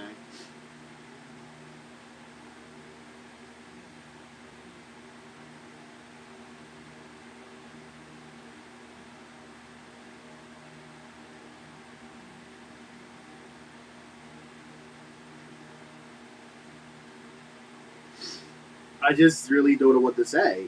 I don't.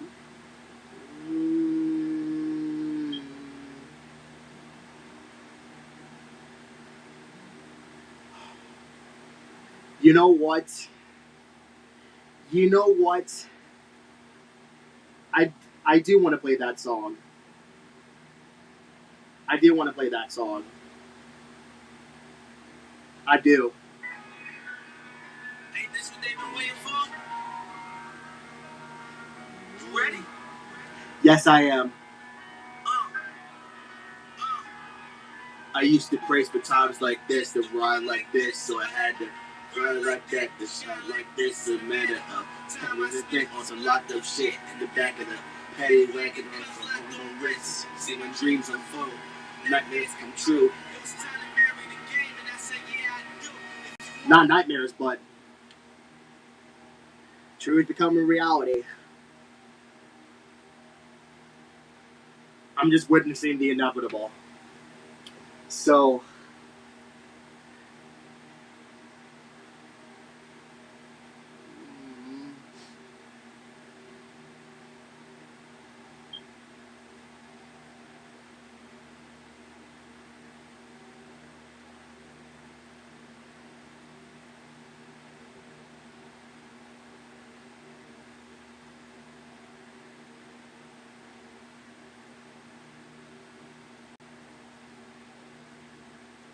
Oh, and Philly Flyers updates just followed me.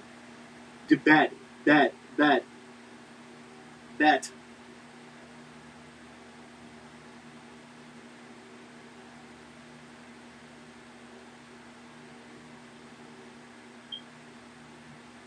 Listen, I have been a Flyers fan for quite some time. And seeing and and and and seeing the Flyers going back to the playoffs. Well, I mean, not going back, but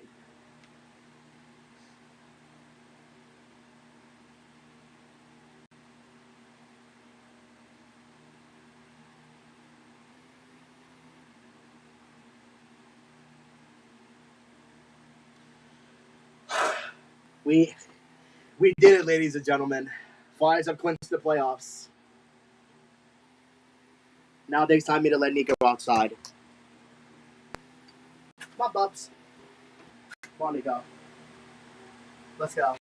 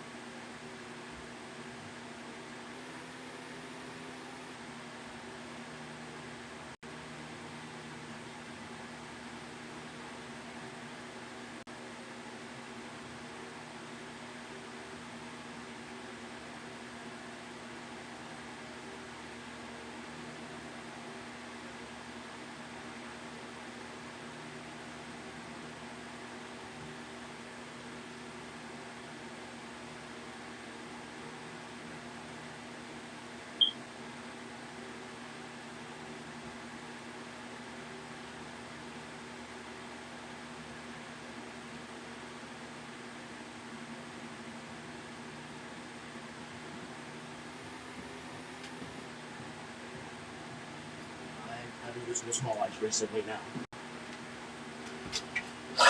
Oh boy, the Flyers did it, y'all.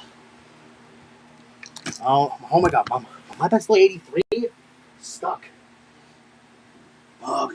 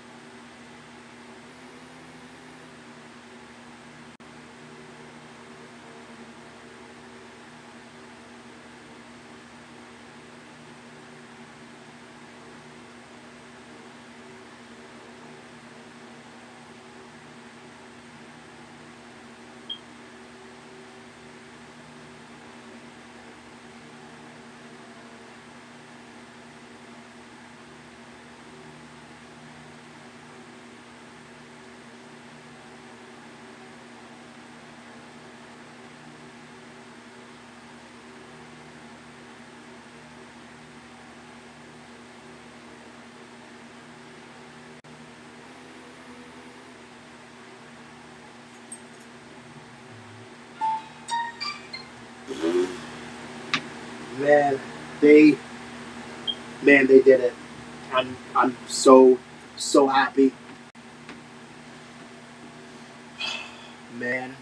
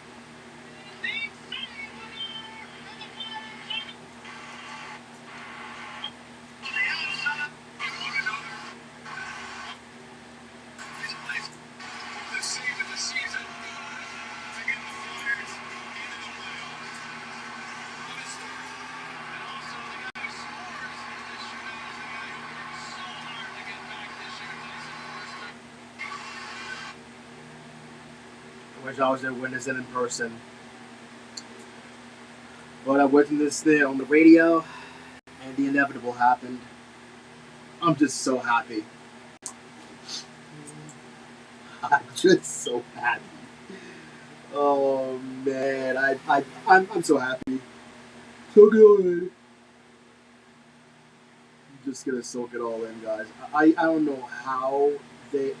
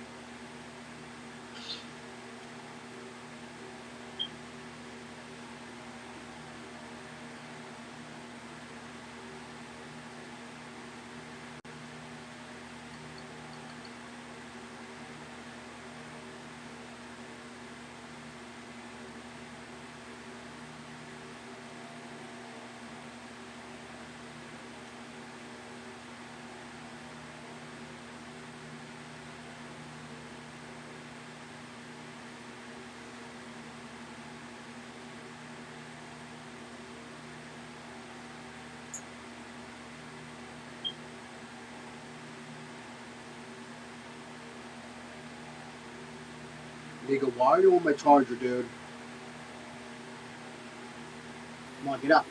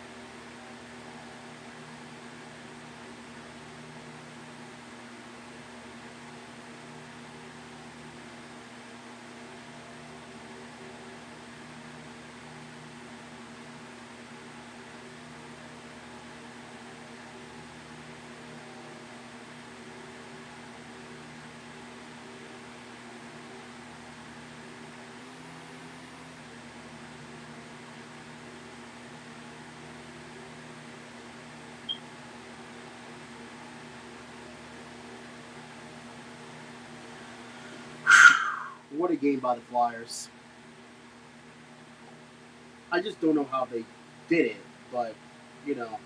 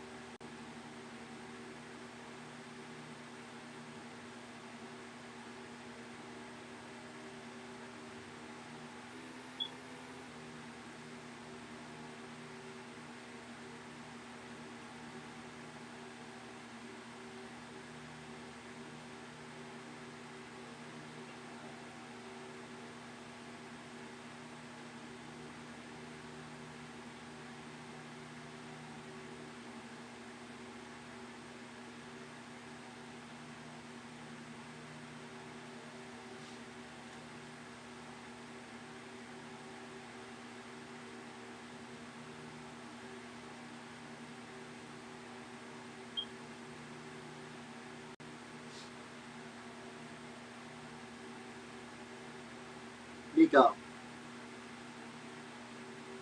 Hi, Bub.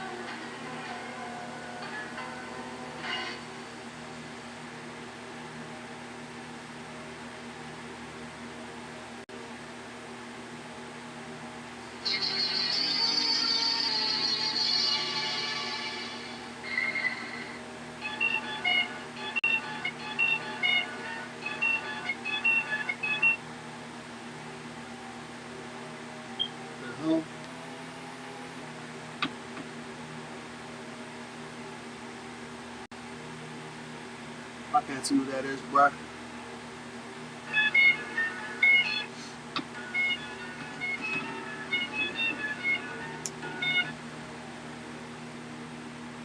Oh, what's up? Did not see you, dude.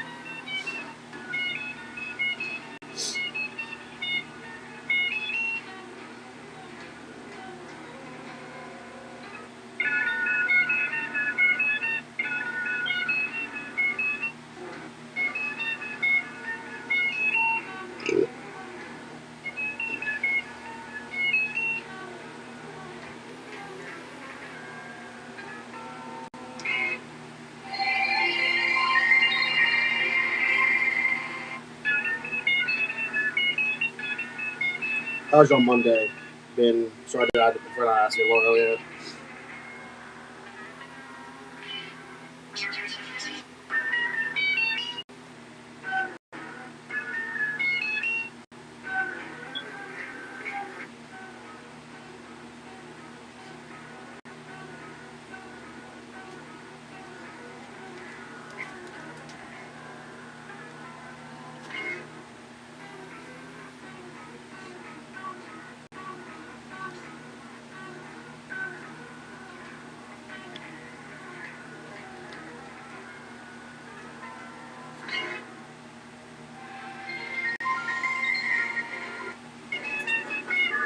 Here you go. My pet's still stuck at 83, bro. And they go farting.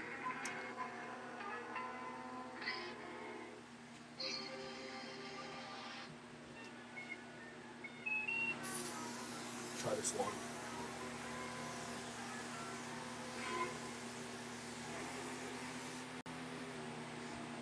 This one's actually really good. Warm ocean breeze.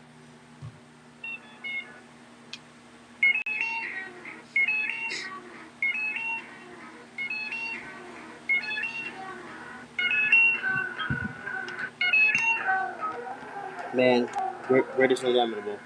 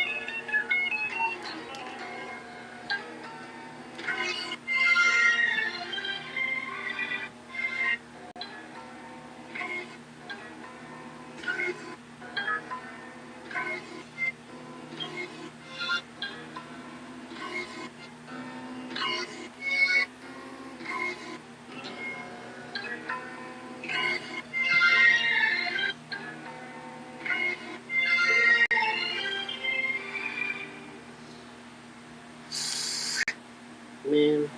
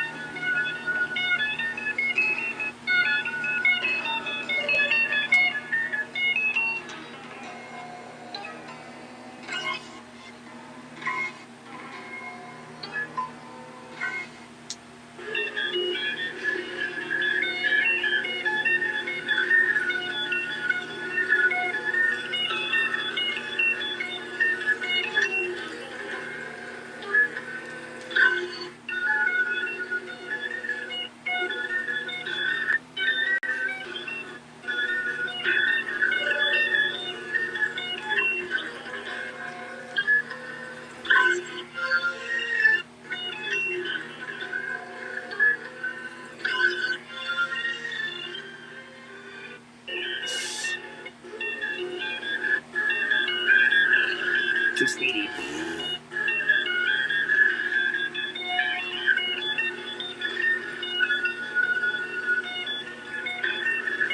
CBS again. Hey, Nico.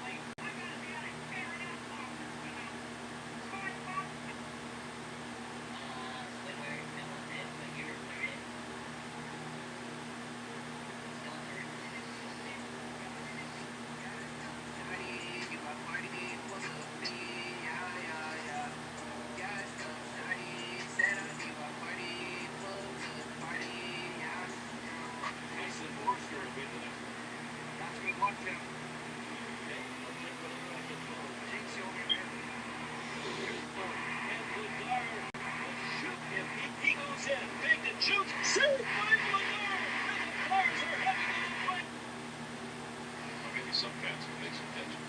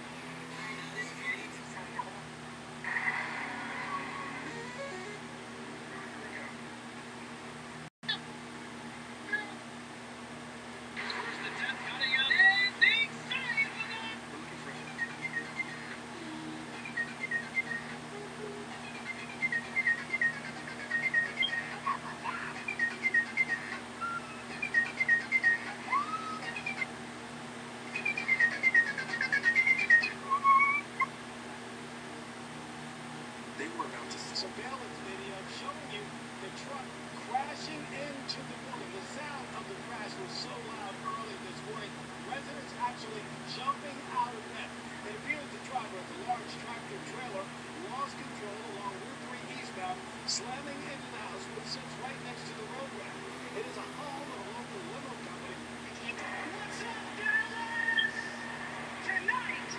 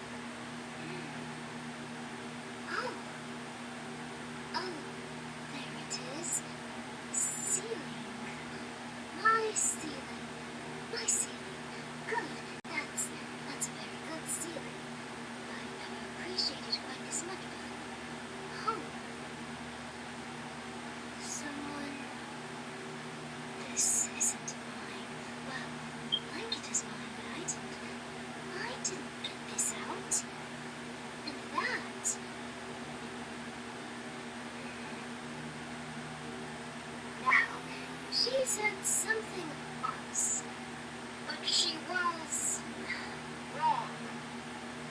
She was wrong. And I know she was wrong.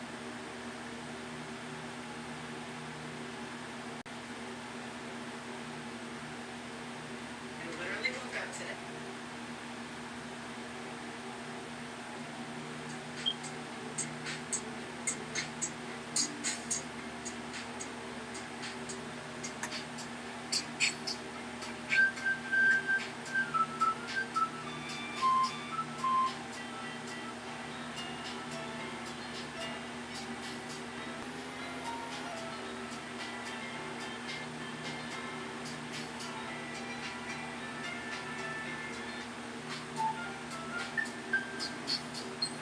Like.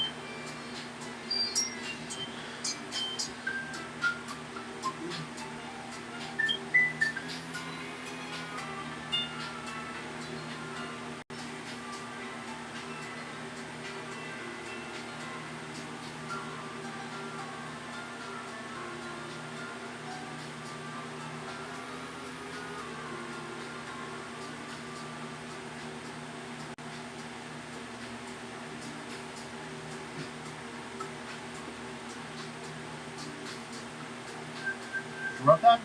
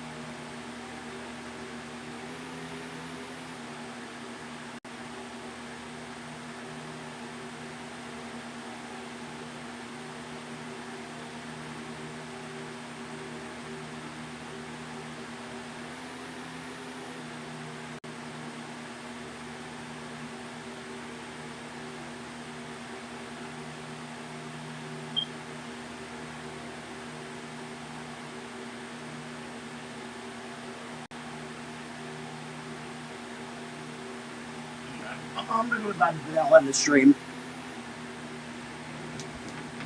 I need. I gotta go to the bathroom.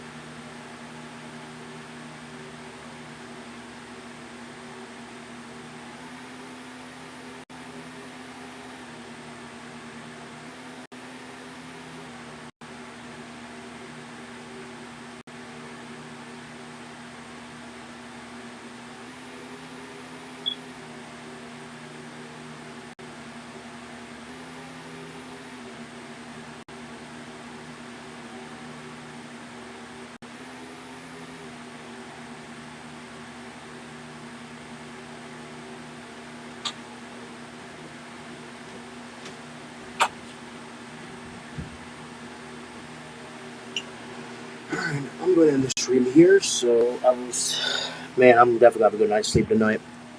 I will see you guys tomorrow for a stream of Tuesday. I will hopefully see you guys then, so have a great rest of y'all. Monday night, yeah, it's always peace and out.